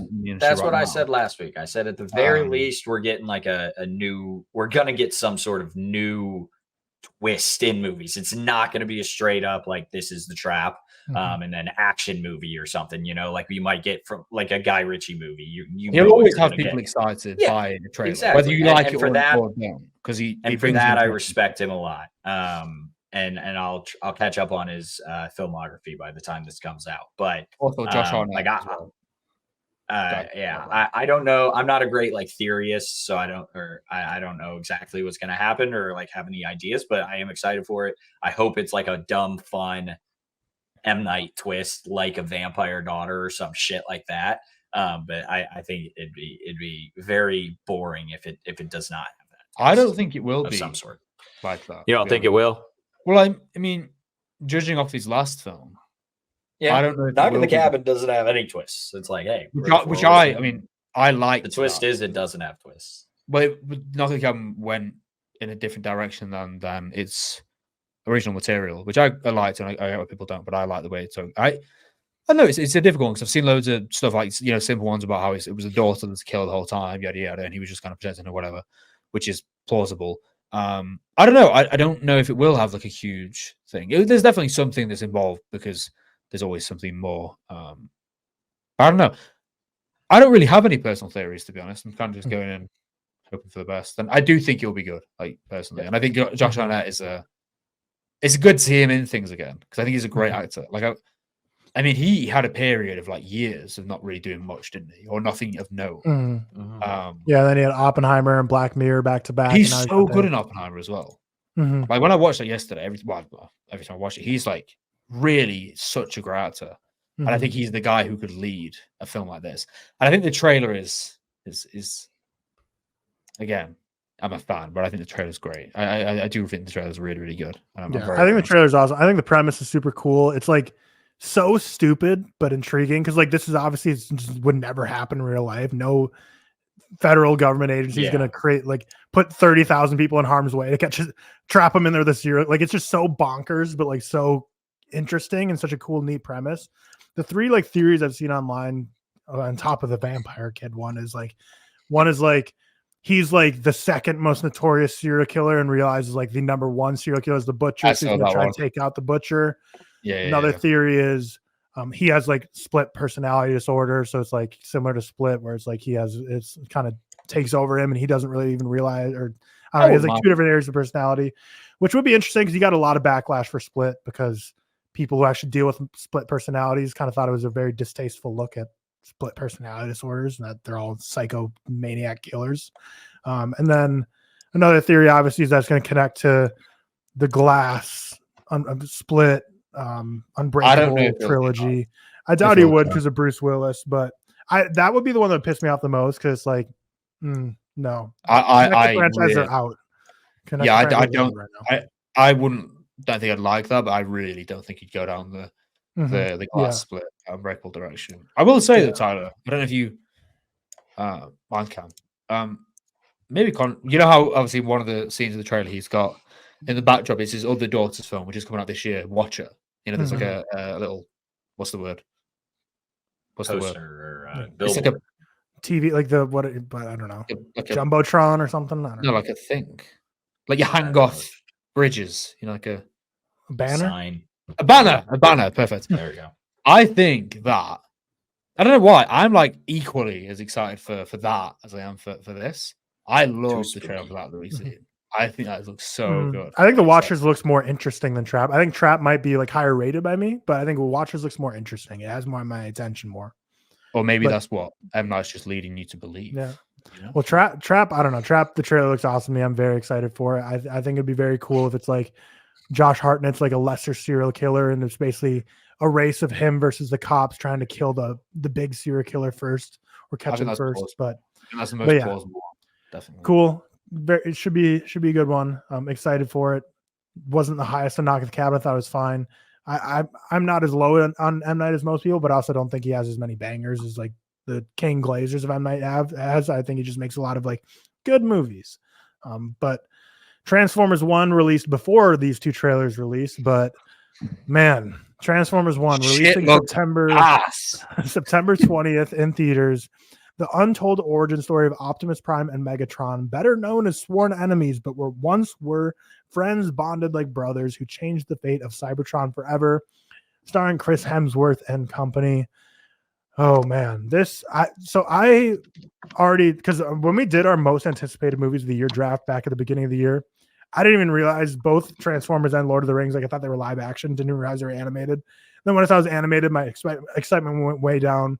Whatever, you hate animation, you're a loser. Sorry, like it's just gonna happen for me. I'm generally just gonna be less excited. So my expectations were down. Which Transformers in general, I love the first one. The other ones I'm down on anyways. But this is way worse than anything I expected. I thought this looked so bad. I expected nothing and I was disappointed. Animation's ugly, man. It's so bad. This is really ugly. This looks like something that was starting like PBS. I saw people compare it to Spider-Verse animation. They should be tarred and feathered and put in M. Night Shyamalan's trap for that. It's true. The faces, it's so shit. It looks pretty fucking terrible. Like Alex Coleman, love you, man, but you need to get off that ladder because you are just hanging there like crazy. The thing is, the animation's fine if it was like a TV show or something but like for a theatrical big budget Transformers release, this looks awful. I mean, it's not big budget, to be fair. What's the budget? If it's anything over 25 million, it is a waste. Yeah, if it's anything over $1 million, it's a waste. Transformers film series, that's not it. I don't think there's, well, let's see. I don't think I've got a budget yet. So how would you know it's not big budget? Yeah. Well, it's animated. Animated's normally less because you don't have to pay the actors as much. No, it isn't. Animated's fucking go crazy. Spider-Man did really, like Spider-Verse did really well, and they were 100 million. But like you look at the Pixar films, it's like insane. It's weird. I can't find the budget. Normally, you could just Google that stuff pretty easily. Yeah. Sometimes this stuff isn't out. The details. I think you guys are giving bad takes here. I didn't watch the trailer until like yesterday, but I'm excited for it. I like the Transformers. It does not look as bad as we're saying right now. It's not Spider-Verse. Don't get me wrong, but I think the animation looks good. I'm excited for it. It's a story that's always told like in the background of things of Optimus and Megatron being friends on Cybertron and then becoming enemies. It's good. It's a good trailer. It's just being negative to be negative at this point, you folks. It looks fun. I do think I'm excited. I like the cast a lot. You got Brian Tyree Henry as Megatron, obviously Chris Hemsworth, ScarJo, Lawrence Fishburne, Keegan-Michael Key, John Hamm, and Steve Buscemi allegedly is in it, according to Google. Banger cast. No one's wrong. No one's mad about that cast. But I'm excited for this movie. I think Transformers fans should be because it's a like well-known story, but it's never told. I think it's going to be the better Transformers movie we've gotten in. I don't know when the first. I mean, that's a low bar. 2007. Yeah, 2007. I'll say 17 years. Then I think it's going to be the second best Transformers movie we've got. That's my prediction. Again, low bar. I don't like anything like 4 or 2 through 5. But I think I'm excited for it. Can't get enough Transformers content. I hope they make a Michael Bay joke because I'm already thinking it's gonna be Like, I hope there's just a scene where all of a sudden everything starts exploding, and they're like, "Why are there so many explosions right now?" Michael Bay. And the best part about this is because if it's animated, you don't have to fill time with human characters because it's all you're either animating a person or you're animating a transformer, and they're all on Cybertron, and they're going to get their fucking all spark or whatever they're getting. And they're all Transformers. You don't have to have the damn human characters, which are far and away the worst parts of the Michael Bay movies. But I'm excited. Sue me. Go Transformers. Well, we have one Transformers fan here. I can't remember if it was in any of our most anticipated of the year lists because we drafted like 7 or 5 each, 20 total. And it's always tough when we do like January ones because so many films aren't even announced yet. But I did have Trap on my list, and I'm very happy because I love that trailer. So I'm happy to have Trap on my team. But we'll go into movie news now because we got some massive movie news this week. So first up, we got kind of 2 Martin Scorsese nuclear bombs of news, although neither of them are like confirmed. They're both like, I saw a lot of like known journalists like kind of replying and quote tweeting, being like, guys, just so you know, these are like, calling these rumors would almost be like disingenuous. Like these are very much like not confirmed whatsoever, but still something to be excited about. So first off, we have Leonardo DiCaprio cast as Frank Sinatra in a biopic directed by Martin Scorsese, and Jennifer Lawrence is going to star as his second wife, Ava Gardner. I mean, if that's real, awesome. See some losers saying boring Martin Scorsese and Leonardo DiCaprio again. It's like boring Tom Brady and Bill Belichick winning another Super Bowl. It's like they do it because they're the greatest, they're dynasties. There's a reason that they're still working together because the greatest actor, greatest director working today. I mean, this is going to be awesome. Leo's mid though. Sure. Shut up. So is Martin. They're all mid. Shout out Jennifer Lawrence. That's the most fun casting in this. That's an awesome casting. Would love to see her work with Martin Scorsese. And one thing I like that people are like, Leonardo DiCaprio doesn't look like Frank Sinatra, and that's, I think it might have been K Meeks. So shout out you. And if it wasn't you, I'm giving you props for no reason. But it was someone on Twitter was like, good. So that means they're not just going for someone who looks just like him and gives a half-ass performance. They're actually worrying more about the performance aspect instead of like trying to just find a mannequin that's like, oh, it doesn't bother me that much. I mean, I'm not like Frank Sinatra's biggest fan of the world, obviously. But it doesn't really bother me, to be honest. Like, there's ways, like it's not like that unlike him. It's not like awful. And also, like, I'd rather have a great actor do it than someone who isn't going to be as good. You know what I mean? Yeah, like Austin Butler didn't look that much like Elvis, but he crushed the role, I feel like. So, but no, if that movie ends up being real, because the thing is, Martin Scorsese kind of has, like, you can Google this, Martin Scorsese unrealized projects, and it's a list of like 60, 70 films that throughout his career he's like brought up the idea of making, and it just never gets made. So he has this, he has The Wager, he has the movie we're about to talk about, the Jesus movie. Like he has a lot of stuff in the works right now, and I we'll see if we see all of them. Yeah, not even talking about like his age and like getting old. I just mean in general, like he's had a lot of projects before that don't come to fruition. And everyone was like, I think I said it in the video, and everyone was like, oh, because his age? And I'm like, no, because this happened a lot. Yeah. But I do think that from what I read anyway, these are a little bit more advanced in terms of talks than previous, especially the Frank Sinatra one. So hopefully they can make, because obviously we want to see all 3 of them, especially the Wager and Jesus and Frank Sinatra. But I really want to see The Wager. I was very, very, very, very, very excited to see both pieces of this news. Like incredibly, I think that Leo, Jennifer Lawrence would be great. Amazing. Jennifer Lawrence is great. Leo's fantastic. We've seen him work with Scorsese before. I would, be very, very excited for this. The only thing that worries me is I believe Frank Sinatra's daughter, I think, owns like the rights to his estate. She has. And Scorsese's been trying to make this film since like the early 2000s. Yeah. And she didn't allow the rights to give up. So it's like, what's changed? Has she just kind of gotten older and she's like, yeah, sure, love your movies, you can make it? Or has it been like Scorsese and her going back and forth? And he's like, all right, what if I take out this and take out this? And like, it's a, more of what we've been seeing with biopics lately, where it's like, man, this is really rose-colored glasses. Look at them. I don't think Scorsese would bend there, but we'll see. I just need to know, like, what's the reason that now she's like, okay, you can make it now, even though I've said no for the past 20 years. But regardless, more faith that it's Scorsese. Hopefully that's what it is. Yep. Like he isn't a guy who's going to bend the story completely. I do think that from what I've read, the talks are much more advanced than what they had at the start of the 2000s. But at the same time, she hasn't officially, given the rights or anything. So it's a weird one. But like, if this was announced by anyone else, even if it was Leo and Jennifer Lawrence starring, but it was some other director who hadn't directed much and hadn't had a history like Scorsese has, I would probably be a bit more inclined to worry about what they were going to change in the story. But with Scorsese, I don't think there's that much to worry about. We'll have to see, but hopefully it gets made anyway. I think this would be brilliant, obviously. And the second piece of news, Andrew Garfield and Miles Teller are being eyed to star in Martin Scorsese's Jesus movie. Didn't really say what roles either of them are going to take, but I think we're all assuming Andrew Garfield will take the role of Jesus and Miles Teller will be some supporting role. I know a lot of people are upset that Andrew Garfield's a white man. They'll be cast to play Jesus, but Martin Scorsese's done it before. He cast Willem Dafoe to play Jesus in the past, and it's going to be Andrew Garfield. Andrew Garfield's not going to be cast in this movie and not be Jesus. I think it's just a done deal. I'm sure the only hang up is scheduling. Like if he's available, I feel like he's doing it for sure. He will do it because he obviously was on Silence with Scorsese, and he is like in that film. He is like unbelievable in my opinion. Like maybe the best performance of the 2010s.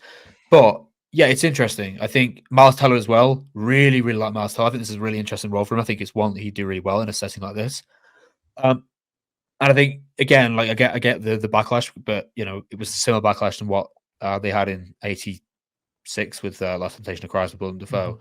Very, very similar. But this did excite me a lot, to be honest with you, because I think Andrew Garfield is just like, I'm so glad he's bringing him back, and he will probably have the role. I imagine anyway, like off the back of Silence, where he was like such a huge lead in Scorsese's third last film, So this excited me a lot, like more than anything, I would say. Has Miles Teller done anything since Top Gun Maverick, or has he kind of just been? Was that Spider thing? Was that after that Netflix one? Yeah, that was after, I think. No, it was definitely after filming wise. Because Top Gun Maverick was finished for a while before they released. I mean after release wise. The Spider had one. That thing sucks. Yeah, Spider. Yeah, he has. I'm checking now. He's done nothing. He is casting the. I actually didn't realize. Oh yeah, of course he is. He's casting the Michael Jackson biopic in 2025, Answering for Requires, but he hasn't done anything since Spiderhead or Top Gun Maverick. And then before that, he'd only done film-wise Only the Brave, which I believe you guys did on a Patreon review, I think. So surprised. He's not really done like two before that, he did War Dogs. I like War Dogs. Bad movie. I like War Dogs. Really? I like War Dogs a lot. I hate War Dogs. I don't think it's really. I guarantee Cam, you have it at 3-star. You do this every time. Yeah, that's fair. Positive rating. You need to change. I should drop it to a 2.5. I don't hate it. That's a bad take. I don't think it's very good compared to most. It was weird. Miles Teller's had a really weird trajectory because you would have thought after Whiplash, of course, that he would have. Miles Teller's like a classic. Like I think, dude, Fantastic Four might have killed him. Right? Maybe. Was that before? No, it was after. Because that was 2014. Or was that before or after? No, it was 2015. 2015. So it was after. Oh, okay. So and that boxing movie kind of flopped compared to other boxing movies. So I think his star power was tested after Whiplash, and he didn't really deliver. Bleed for this? I don't even know what that is. Yeah, Bleed for this. Yeah, that says a lot. Yeah, came out during the same time as like the Creeds and the Southpaws, but this is kind of the one people were like, too much boxing movie right now. He is really good though. He is really good. Yep, but awesome Scorsese news. Next director, Quentin Tarantino, decided the movie Critic is no longer be his final film. He's dropped the idea, scrapped it. Apparently, after looking into it more, it was scrapped like 6-ish months ago. Like it's been scrapped for a while. Yeah, I think the news kind of just came out about it. He's now back to thinking what his final film could be. Obviously, one where Twitter had a. He's already made 10 films, making fun of him. He hasn't, Cameron. He's made 9. He hasn't. He made 10. No, yeah. He had the film finished and they split it in 2. It wasn't a Rebel Moon situation where they it wasn't like actively made 2 films. But films. I think it's one that Twitter obviously had a field day with, making fun of him for sure, deservedly, because his crippling anxiety is just really silly about this, and it can't be fun to deal with. I imagine he's going through it, but when you actually read the article, it sounds like it wasn't like a legacy thing. It just sounded like the script for this just wasn't coming together. I don't think it was what everyone kind of assumed it was, where it's like he didn't think this would be a lasting legacy final film. It just, reading the Variety article, it just sounds like the story just wasn't there for this film. It just I do still think though he's going to struggle. I think that this whole rule he's had for such a long period of time, which by the way no one cares about, like realistically, everyone just wants more films from him, but only doing it for himself, which is fine. Everyone can create their own legacies however they want. But I think that the pressure, the mounting pressure he's going to have to make this final project, you know, or not project, because I think he's going to do TV maybe eventually, but this final film be his thing, I think will mount to the point where we might not see anything confirmed again for a long time because of the pressure he's putting himself. I don't get me wrong, I think people go to be overboard. I think like with the 10th film rule thing, I think it's a bit silly, to be honest, because I think the greats keep pushing on. I think that's what's so great, and they take risks and they take swings. And I want Tarantino to do more films, selfishly, and I'm sure all of us do. But I think that this last film thing is really gonna just wane on him. You know, it's gonna be one of those things where it's like he'll look at a script, he'll maybe get sort of the start of production process, then he'll be like, actually, is this my best? Do you know what I mean? I think that's gonna happen, to be honest, for a good period of time, which is what I'm worried about. It's so crazy because if he for sure wants to stick to the 10 film legacy, like Once Upon a Time in Hollywood is like the perfect type of film to be that final film to leave a legacy. So I feel that is like a final film, isn't it? It's weird. Like, not even just saying it because it's my favorite. That is like a final film, like such a homage to Hollywood. Yeah. It's such a final film. I bet he kicks himself about all the time, wishing he would have kept that one in the tank and did something else. He might just someone like you replied to my tweet and they were like, I bet he just finally counts Kill Bill as one and two. That's what I was saying. Like Once Upon a Time in Hollywood is like his last, which would, you know, whatever. Once Upon a Time in Hollywood is such a final film. It's so perfect to be the final film of his final film. Crazy. And it's literally all about Leo being washed and like his character being washed and hanging it up, but realizing he had a good run and lives on with that happily. Like it's so perfect for what it would be for a final film. It's his best film, doesn't he? I think he said that those times. And it's like everything aligns for that to be, you know, the send off. But now he's like had this mounted pressure. He's like, shit, what the fuck do I do now? Well, we should go into as well because it was originally I actually got mixed up here as well. I think a lot of people did because some of the reports on this were really wayward. So it was also reported that he was bringing back Cliff Booth. But everyone assumed, and so did I, because this is the way that the articles, a few of the articles were written, that was Cliff Booth was being brought back in the Movie Critic, but it wasn't. That was a completely separate entity that they were going to start working on, but they never actually got around to. It was again something that was cancelled on top of it. Whereas a lot of the articles were reporting that Cliff Booth was going to be returning in the Movie Critic. That's not the case, from what I read anyway, which would have been cool. Like clearly he had the same thought as Tyler, where it's like, oh, Once Upon a Time in Hollywood, let's just go back into that story a little bit, but yeah, it's gonna be really interesting to see what kind of path he takes. Like, there's been a lot of talk about him doing like a Star Trek thing. Obviously, he's had that for a while. That'd be kind of cool. Kill Bill 3, but he's shut down the rumors many times. You know, with like the doors and everything. I mean, I'd welcome it, but I think it'd be a bit of a weird thing to end on. And then he's also talked about doing horror and stuff, which I think would be really interesting to see a Tarantino horror. I think Tarantino doing like a kind of. You can imagine Tarantino doing like not Evil Dead exactly, but the kind of horror comedy that's in face there, you know, the grotesque imagery and whatever. Yeah, so like Death Proof, a lot of grotesque. Yeah, like Death Proof, of course. Really interested to see what he's going to do from here. Really, but I have no idea, and I don't think he does either, which is the worst. You know, yeah, and it's like one of those things that everyone says they don't care about the 10 film rule, and no one like it's so silly, but it's what like he's.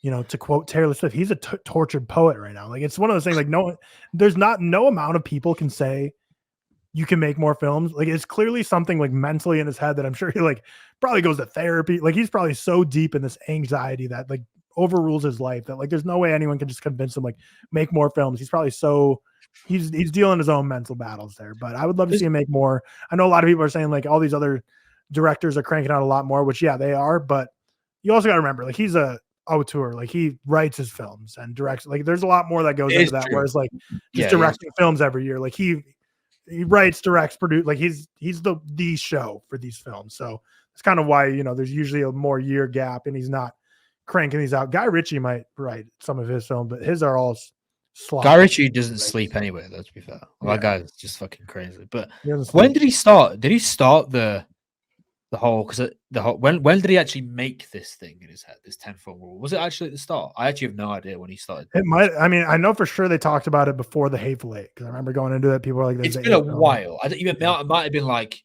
just before like Django, maybe. Because every film, even all the way back to his original films, it would say like the first, or not the first, but then it would say like the second film from Quentin Tarantino, the third, the fourth. So I feel like it's always been kind of his thing. But yeah, I don't know. We'd obviously all love to see him do more, but it seems like he's kind of set in his idea. But who knows? I'm sure he'll do great stuff when he officially retires anyways. He's already done a lot of great stuff for like preserving world cinema and preserving cinema in general, especially with the theaters he's acquired in the LA area. But the third director to drop massive news this week, Steven Spielberg, set to direct a UFO film based on his own original idea, and David Kopp is going to be writing the script, who also wrote Jurassic Park, Mission Impossible, Indiana Jones. So some of the better screenplays we've seen in the last 50 years. And original UFO idea, Steven Spielberg. We obviously saw him do The Fabelmans. We've seen him do West Side Story, Ready Player One. Seems like he's kind of strayed away from that, fantasy, sci-fi, otherworldly type stories over the past couple of years. Ready Player One, I guess, but because he did a lot of like political. He did like Munich. When was Ready Player One though? But that was also based on a book. Like, it's been a while since he's like had his own original idea that he's brought to War life. of the Worlds. War of the World. No, that was also a book. That's and a book. Yeah, that's a book. Movie. So original. It's like Jurassic Park might be the last time he did like an original piece of Jurassic Park's a book. Oh well, Indiana Jones was AI Has he ever done an original artificial piece? Intelligence? Was that a book? Is Steven Spielberg a system director? Artificial intelligence might be, but in terms of large stuff, I don't know. Minority Report was. I know that. Well, this might be Steven Spielberg. Fucking crazy. This is exciting though. I think this is. I like when. I've not really liked. I didn't mind the films, but I've not really liked much Spielberg since. Bridge of Spies I thought was okay. You guys seen that one with Tom Hanks? It was like 2015. No. I thought it was pretty good. But I've not liked many of Spielberg's recent stuff. But when he, like War of the Worlds, I really liked as a kid. Artificial Intelligence, really liked as a kid.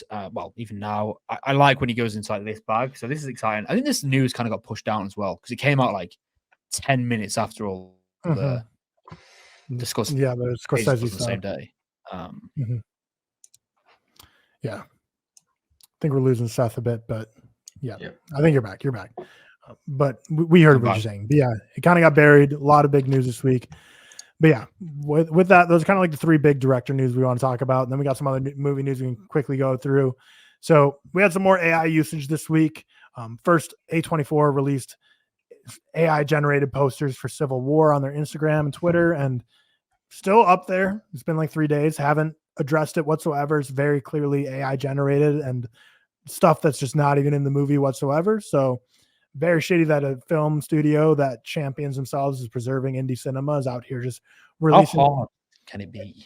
I mean, AI generated posters. It's just ridiculous. This is not the most atrocious news. No, not the most atrocious of AI for the week, but it's just very ridiculous for A24 to do that. And Late Night with the Devil, at least, like, I'll give them credit for like within 24 hours, their directors came out and were basically like, yep, we used it.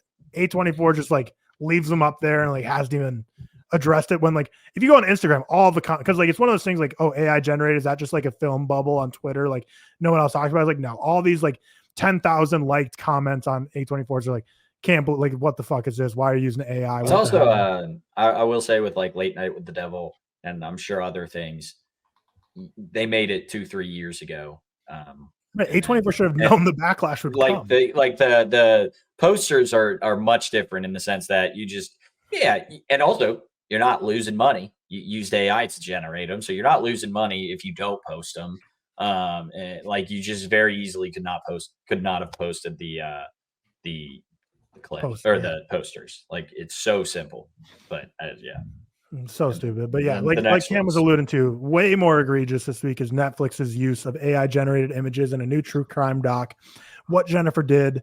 And it was to present Jennifer Pan as happy and confident before she was convicted of murder, to try and really seal the deal of like, look, she was this way, and then all of a sudden she snapped, but completely. That's insane.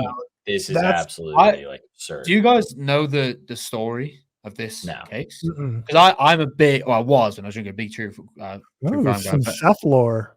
I love like true crime. I know like a lot of shit about it, and I know all about this case, and it's not how it was. I haven't seen the documentary yet, but from what I've read, she wasn't like that in her life at all. Yeah, it's insane. That is like scary. I know nothing about this. And was she a murderer, or was she like falsely convicted? No. She wasn't a murderer. Well, she was a murderer. She hired her boyfriend and people to murder her parents. Okay. Well, so like, not a great person. Not going to say that. Horrible person. But the idea that they're just like manipulating stories to like tell this completely different thing is absolutely asinine. Like, for and this again, sort of case as well. For like it's for this sort of thing, for this case, it's meant. Like this is worse than revisionist history. This is completely changing like what happened and twisting it to your own narrative. Like this is the fucked up thing about AI. And it's great that we have like things that can detect AI, because like otherwise you would have no fucking clue. And Netflix didn't once put in there like anything about using AI or anything. It's just absolutely absurd. It's insane. If we look at the hierarchy, so we have at the very bottom, I'd still say is A24's poster generations, even though they should have known from the backlash. I'd say the Late Night at the Devil is at the bottom. Here's why I say the A24 one's at the bottom, is because I don't think they would have ever made the posters with a graphic designer. I think it was just like a bonus thing they threw up. So I don't think they took anyone's jobs there. I just think it was very poor taste to do, very stupid, shouldn't have done it. And they should have known from the backlash. Barely above it, I have Late Night with the Devil. Barely above it. Just barely above it. Just because it took a graphic designer's job that otherwise would have done it. So for sure took a job away. But they get the benefit of the doubt, which makes them lower because it's been 2.5 years. The backlash wasn't there. A24 should have known. But miles above both these, not even on the same conversation ground, is this Netflix news. I don't even think Late Night with the Devil and A24. I would also say like one thing we're forgetting, way lower than this Netflix news, higher than Late Night with the Devil, but also I think it was like the first thing, so you don't get a pass for it, and I'm not giving them a pass. But Secret Invasion having the AI intro, which like I think it was like an intentional use of it as like like in the whole Secret Invasion thing, obviously like things masking as people, and like that's the intention of it. Doesn't make it right, but I think like even doing something like that where you take a 5-minute intro or whatever it is that you could have been paying for someone to do is so much less bad than this Netflix thing. This is insane what Netflix has done, and it's so fucked up. Because I remember Doug in a TikTok, I think, was talking about how he's like, the future of film and television is going to be, there's going to be the AI content and the non-AI content. Like there's going to be auteurs and artists and people who are very committed to the craft that are just going to make non-AI stuff. But then, you know, the slop, the Netflix originals type stuff that already is very much throwaway stuff is going to be the AI stuff. And people are just going to say, here's your AI content, here's your non-AI content. But still, even that, like manipulating a real life story with it is so insane.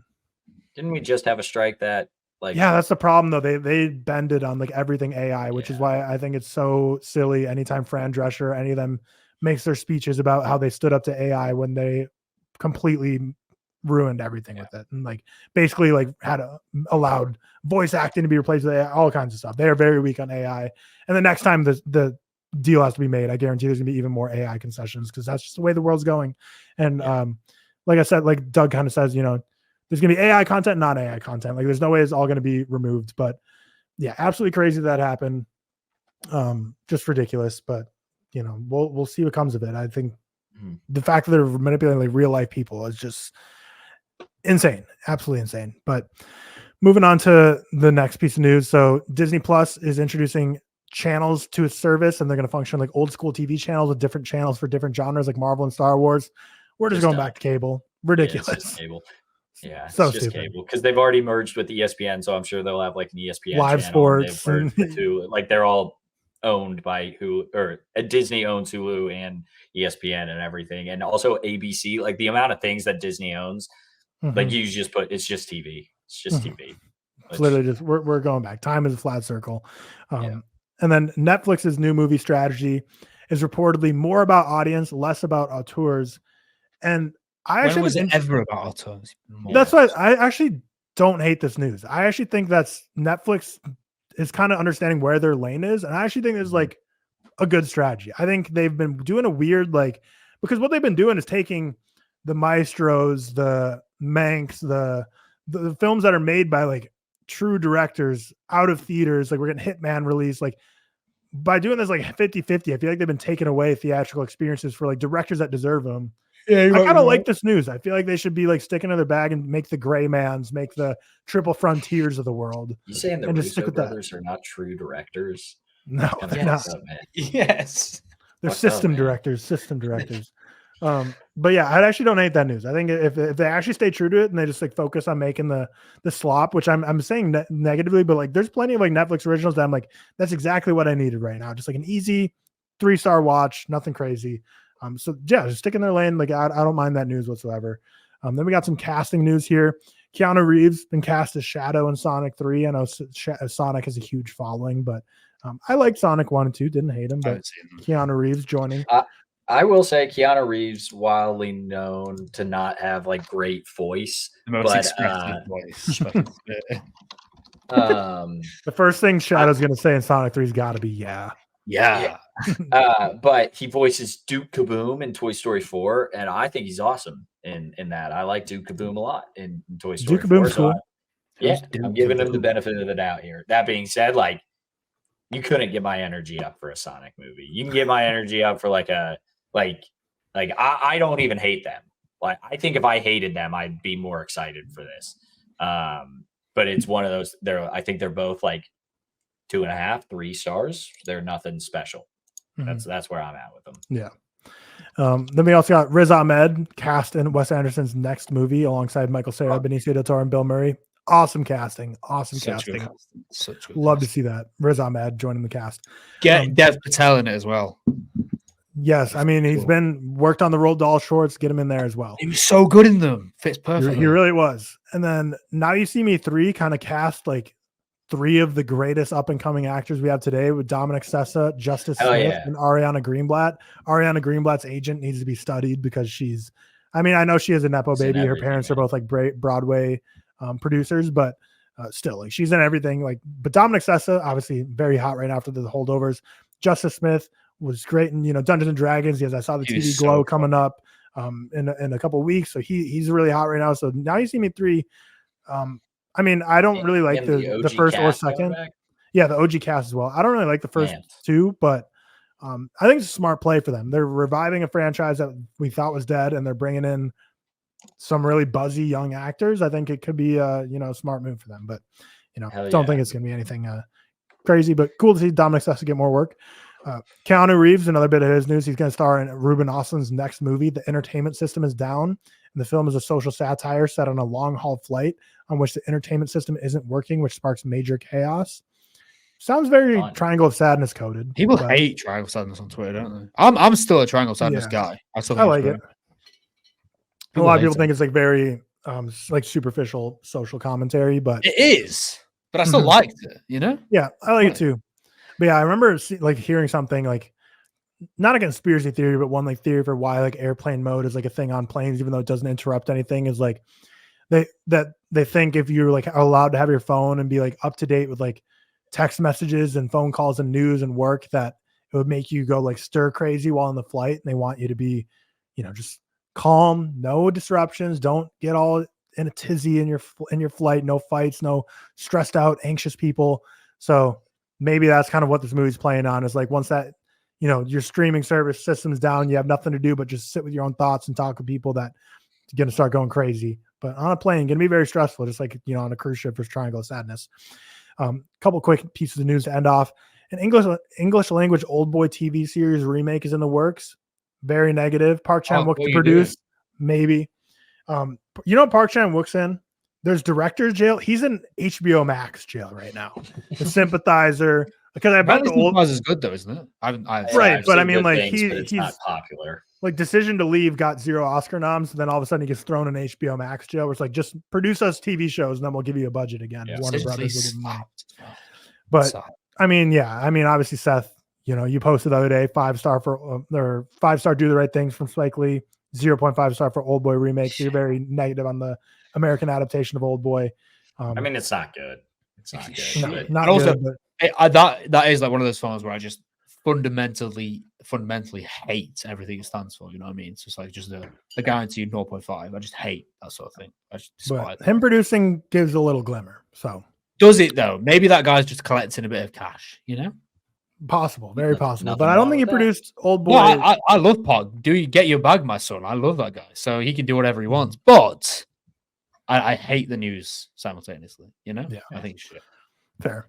The new Office series is going to be a reboot in the same universe, but not a reboot. It's just like in the same universe. Is it US or UK? I don't know, because it's Donald Gleason's in it. Yeah, Donald Gleason and Sabrina Impacciatore have been cast, who are two great castings. I'm more familiar with Donald Gleason than Sabrina, but Donald Gleason can do no wrong for me. He's great in like sentimental stuff like About Time, but he was also so great in like Dread and Ex Machina, where he's just like a quirky, weird, off-kilter kind of guy. But Greg Daniels is back. He was the creator of The Office. He's gonna be back running the show again. I wonder, like, is it still gonna be a paper company? Is it still gonna be Dunder Mifflin? Is it like, how much is this gonna be in the same universe? It's just like they say the same universe, just Earth, like it just in the on the planet. Like I think it more means they're going to be there like a competitor of Dunder Mifflin. So? I think it's just maybe they'll work at like Vance Refrigeration or something in the same building. That'd be awesome. That'd be great. Yeah, but I don't know. Obviously, I have like zero hope for this because I love The Office so much. But Donald Gleason, like that's like who you should cast for me to be like. Yeah, he's a cool Office guy. I get that. Mm-hmm. Yeah. Final bit of news: Sundance Film Festival looking to move out of Utah in 2027, which is kind of just crazy news because one of the worldwide known film festivals. Come to Indianapolis. It's going to be moving. It's really tough because like there's a lot of things. So one, Park City, Utah, because obviously I was about to go to Sundance in person this year. I went remotely last year, so I'm somewhat familiar with Sundance. Park City, Utah is very much a ski town, very much a millionaire's town, very much not full of hotels and places to stay. So like. Very, very expensive city to get to. Very hard city to get to because like 45 minutes away from the airport city of Salt Lake City during January when you could be driving through the mountains of snow. So very like just tough place to get to physically. Very expensive to be there. And then another thing, Utah has very anti-LGBT legislation. Sundance, obviously a very big champion of LGBT projects. Jane Scobron, director of I Saw the TV Glow, said she was very uncomfortable being in Sundance doing it because she's like, my film's all about trans rights, LGBT. Like it feels very weird being here in a state that's not accepting. So like a lot of people like initially were like, oh, taking Sundance out of Park City, Utah, like what the hell? Like what are you doing? But like I think politically it's gonna be a good move. Financially it's gonna be a good move. The toughest thing will be basically every city that like is like the main city of a state at this point, like has their own film festival to like a wide degree of like how popular it is. Like I know like Phoenix has one that's not that popular. I'm sure Indianapolis has one. So it's like you're gonna kind of take away market share, but yeah, we'll be cool to see where they go. Get it. I think moving will be a good move for them, just for all reasons. But yeah, so should be interesting though, because it's kind of like probably like the biggest, like because there's plenty of bigger film festivals like Venice, Cannes, TIFF, NYFF, but those are all like blockbusters, where Sundance is always kind of like the indie movies, the smaller projects. A lot of cool stuff. And there's usually a couple stuff that really starts to make it and break it big out of there. So we'll be interesting to see where they go. And then Cam, do you have a game? Yeah, there's a bit of news I just want to mention. Oh, yeah. I thought it was really, really cool because as a gamer guy, Cillian Murphy rumored to star as the villain in Far Cry 7. I'm a big, apart from the last one was big Far Cry. Far Cry 7 the name of the game, or is the seventh game they're all the one that got popular? They're all Far Cry 7. It'll be Far Cry 7 : and like a sub name. Wait, what do you mean? So was there a Far Cry 1? Far Cry 2? Yeah. Mm-hmm. Far Cry 3 is the only one I played. Far Cry 3. So why is this Far Cry? Why are we starting at Far Cry 7? Just because that's the game that got popular? It said Far Cry 7. Yeah, because there's been 6 Far Cry games. How are you confused? Okay. I'm sorry. I was confused in the sense I thought this was a movie. Oh, we're talking game. I thought it was. There was a Far Cry movie though. There was a Far Cry movie, but really, okay, no, that's my mistake. I thought it was a movie based on the games. No, the game. Seth, have you played the Far Cry? Seems like Giancarlo Esposito did the Far Cry 6. He was the villain in that. Which, by the way, mid. I've only played 3, and was 5 the one where it's like the Montana I'm replaying that one right now. I've played that one, Tyler, about 7 times all the way. 5 or 3?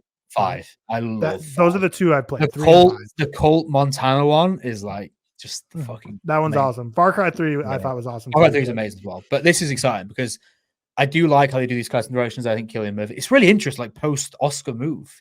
First bit of well, I don't know if it's the first, but yeah, really, really cool. Because as a gamer, I guess it's pretty exciting. So I just wanted to get in there. I got a lot of traction when this, as you probably. Might get me back into it. I'm already probably going to be buying a PS5 just for a college football video game coming out this summer. So. You should play. You can play NBA with me and K Meeks when we start to play. Yeah, hell yeah. Cam might have to get in on that too. Yeah, I'm an Xbox guy, unfortunately. 2v2. You can do Xbox now. Wait, no, sure yeah, they're all cross-platform cross-platform now. They're cross now, I Yeah. think. Well, Kevin said I've never been a sports game guy. I've always been like a first-person shooter game / like battle royale. Hey, Fortnite. It's not okay. He slashed, doesn't matter. He slashed. Shout out Fortnite. Shout out. All right, Fortnite. what's this game you got for us? Yeah. So this is a game I'm stealing from the Weekly Planet Pod. So if you've ever listened to them, they're great. I'd say go listen to them, but they have a million more followers than us. So I'm sure if you've heard of us, you've heard of them. They're a great podcast. Very, very funny. More pop culture side than like movie side, but they're obviously a movie podcast first, but they do guessing the movie based on the bad review. So we're doing a Zack Snyder edition of this game. So you're more than welcome to pull up Zack Snyder's filmography just so you have them all. Okay. But they always do. Guess it. They always do Rotten Tomatoes. We are obviously much more of a Letterboxd podcast. And Letterboxd, you get some gem reviews in there. So I have 20 reviews from different Zack Snyder movies. Some are easy, some are just nonsense hard. But the idea is, can you guess the movie based off of the Zack Snyder review? Okay. I will say I have the Zack Snyder's filmography pulled up on IMDb just because it's not Letterboxd. So that means I can't look at Letterboxd reviews. But I have the IMDb, which are you sharing anything? Should I just like share this screen with the viewers so they can play along? Yeah. Share the IMDb. Yeah, I'm not sharing anything. Cam, are we doing it so we have to like buzz in, or is it? Yeah, you can buzz in. I don't think most of them you won't get right away. It'll probably just be a guess, but some you might get. We can fit them all on the screen. But yeah, so guess the Zack Snyder movie based on the mostly negative review. Some are positive. But so we'll start. I have 20 reviews. We'll just do. I'm sure this won't end 10-10, but we'll do like you guys battling each other, obviously. So the first review, 1 out of 5 stars. Dune Part 2 for annoying whiny bitches. Matt. Is that your buzz? I don't know what you're saying. Rebel Moon 1? No, come on. Rebel Moon 2? It's Dune Part 2 for annoying whiny bitches. That one was supposed to be the easy one. We'll give point to Tyler there. So that was Rebel Moon Part 2. Is it only one per movie? So should we cross off? No. It's not one per movie. Some have 3, some have 1, some have 2. Like it's just because I had to get 20. He's got 14 movies up there. So maybe. All right, Legends of the Guardians, the Owls of Ga'Hoole does not have a review. That's the only one because I figured you guys would not have known. I thought you were starting to read a review. I was like, what the hell? So the next movie, 4 out of 5 stars. This is the best possible version of the worst possible thing. Bing. Yeah. Zack Snyder's Justice League. Yes, this is Zack Snyder's Justice League. Good pull. So Tyler, 2 for 2. Impressive. Now we're getting into just kind of nonsense. So they'll be mad if we don't get them. 5 out of 5 stars. Is this amazing? I might just be really high. Matt. Yeah. You can pull 300. 300. No, not 300. Is that a George? Did George Carmi write this review? No, he did it. Shocking. That is the George review, isn't it? Ding. Yep. Sucker Punch. No, not Sucker Punch. I'll give you the answer. This one. Do you have any guesses? Any fun? I mean, I would just throw. I mean, you could guess the whole thing. But 5 out of 5 stars. Is this amazing? I might just be really high. Was Watchmen. Which I think people like Watchmen, so I didn't know if maybe the 5. I didn't realize he did that early on in his career, but yeah. So this is a 2 out of 5 stars. I have seen gay movies. I have seen homophobic movies. This is the first movie to be both gay and homophobic. Nah. Yeah. That's got to be 300. There's no way. 300. Good pull there. That's a great pull. Yeah. That's great. All right, so 2-1 in favor of Tyler. This next one is a 1 out of 5 stars. Zack Snyder brings us the blurriest movie of all time. Watching this felt like I was experiencing a concussion. The level of how much motherfucking sense it makes is matched only by how generally hateful, lazy, and anti-human life it is. One of the worst movies I've ever seen. Yeah. It's Man of Steel, 100%. No. Oh, shit. I'm going to go ding and say Sucker Punch. No. Have you seen Sucker Punch? Nope. I don't love Okay. Sucker Punch. Is it Watchmen? Yeah, It doesn't count, but No. Oh. This is Army of the Dead, which is just a blurry movie. Because 90% of the shots in this movie, from what I remember, are just like zoom focus on something. I thought maybe that would give it away. This one's gonna be kind of tough, but a 5 out of 5 stars would be a 6 out of 5 if they had kissed. Matt. Dang. Oh, Seth. Batman, it's got to be Batman vs Superman. Yeah, it's Batman versus. It has to be. It's Batman versus Superman. 2-2. Which I agree with the review. I agree. Yeah, it would be 6 out of 5 if they had kissed. Yeah. Next up is a 2 out of 5 stars. Just a normal day in retail. This one you got to know the movie. Matt. Okay. Dawn of the Dead. Dawn of the Dead. Yeah. Yeah. Just a normal day in retail. Yep. Good job. All right. 3-2. Seth coming back. This next one is a 3.5 stars. My favorite part was when it went boom, and then the building went kablam, and then kaboosh, and wadum spadoosh. Matt. Yeah. Watchmen. No. I don't know. I haven't seen Watchmen. Ding. Man of Steel. Man of Steel. What a pull. I was just thinking about the city at the end being like lifted just up absolutely. and thrown down. Yeah. Yep, exactly. I figured someone would have to get that one, or someone would guess it just based on it has to be a comic book movie. 2 out of 5 stars. Another Zack Snyder classic in quotation or in parentheses demeaning. Matt. Yep. Zack Snyder's Justice League because it's got his name in it. No. Oh shit. Ding. We finally got to have a fucking Sucker Punch. No, we do not have another Sucker Punch. No. Not yet. That was Rebel Moon Part 1, A Child of Fire. The Zack Snyder classic. Not a good way. All right. 1.5 stars. Watching blank is like watching a friend you don't really like play a video game for 2 hours. Matt. Making things worse. Oh shit! Sorry. I'll give it to you, but making things worse, it is the strangers sat between you both. It's if a stranger sat between you both aggressively wanking over his playlist full of shit reworkings of your favorite songs. Seth. I was gonna say Sucker Punch, but I think it's Army of the Dead. Really? I was gonna guess Army of the Dead. Shit. Sucker Punch. Sucker Punch. Yeah. Finally got a Sucker Punch. I'm sorry. That's it. Shit. Yeah, finally got a Sucker Punch. 3-3, right? Halfway through, we're tied up 3-3. Right?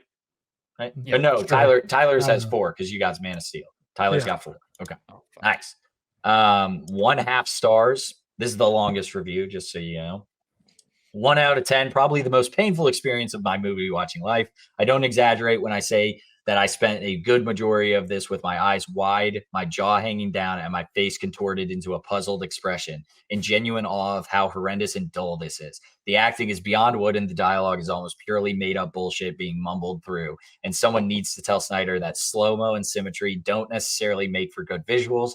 There are maybe 2 or 3 sequences in the entire film that felt even slightly engaging. It's essentially the same as the theatrical cut, stretched out with a darker color grade. I feel literally sick. New least favorite movie of all time. To be fair, I was actually going to guess this when you said that because of the length. It's got to be Zack Snyder's Justice League, isn't it? It is Zack Snyder's Justice League. 4-4. 11 questions in. 8 more to go, or 9 more to go. Sorry. 0.5 stars. Zack Snyder seems like a nice guy. So why is he doing this to us? That could be anything. Damn. Ding. Yep. Rebel Moon Part 1. I was going to say Rebel Moon Part 1. Yeah, I was good. Actually, I was going to say, you got to think of movies that like general audience dislike as well. And Rebel Moon Part 1 is his lowest rated, I believe. But yeah, that is Rebel Moon Part 1. No, Justice League is his lowest rated. 1.5. Wow. That's crazy. Well, I don't count Justice League as him anymore. So I don't have any Justice League movies, I guess, or Reviews. Reviews on here. Thank you. So 5-4, Tyler. 4 out of 5 stars. Nice. Okay, meh. Okay. That is absolutely a Man of Steel. No, not Dang. Man of Steel. That sounds like a Watchmen. No, This is actually a George Carmi review for Batman v Superman. Great. So I know it wasn't a lot, but I didn't know if you know your boy George Carmi very well. How would we know that review? Yeah, I should have been able to tell from the tone of the Yeah, text. right. Nice. So Tyler's still in the lead. 2 out of 5 stars. Batman. When I see LexCorp employees, I fucking floor it. Matt. Yep. Wait, what? But did you say Batman? Yeah, so it's a Batman quote. When I see Batman LexCorp versus employees, Superman. it is Batman versus Superman. I fucking floor it. That's funny.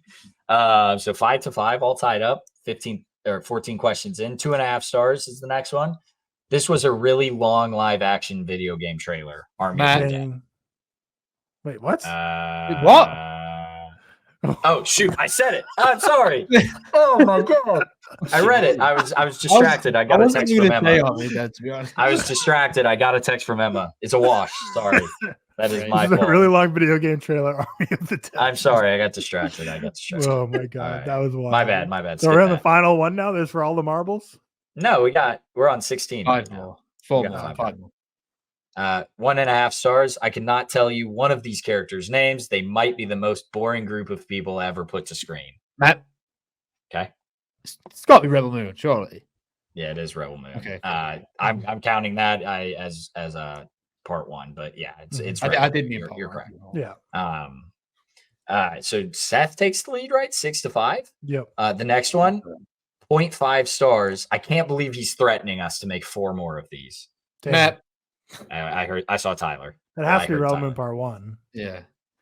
Oh shit. That's not part 1. I guess, part 2? It's part 2. Yeah. It's I would have said part 2 as well, to be honest. Yeah. But you got it. Yeah. So Seth, Tyler needs all 3 of these to win, 2 to tie. 2.5 stars. Those zoom in shots are the worst thing humans have ever done, second only to genocide. Ding. Yep. Man of Steel. Nice. Great pull. Down 1. 2 more questions left. This is 1 out of 5 stars.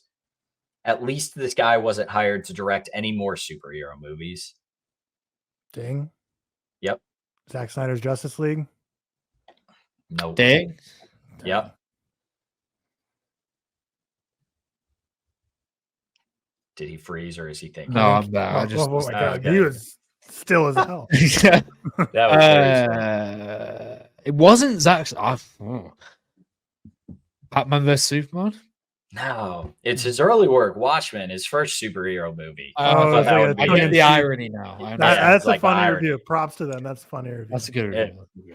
And last then one I or Seth win. Yeah.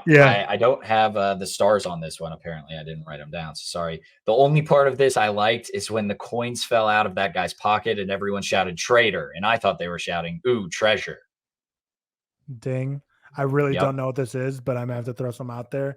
I'm gonna guess this is Dawn of the Dead.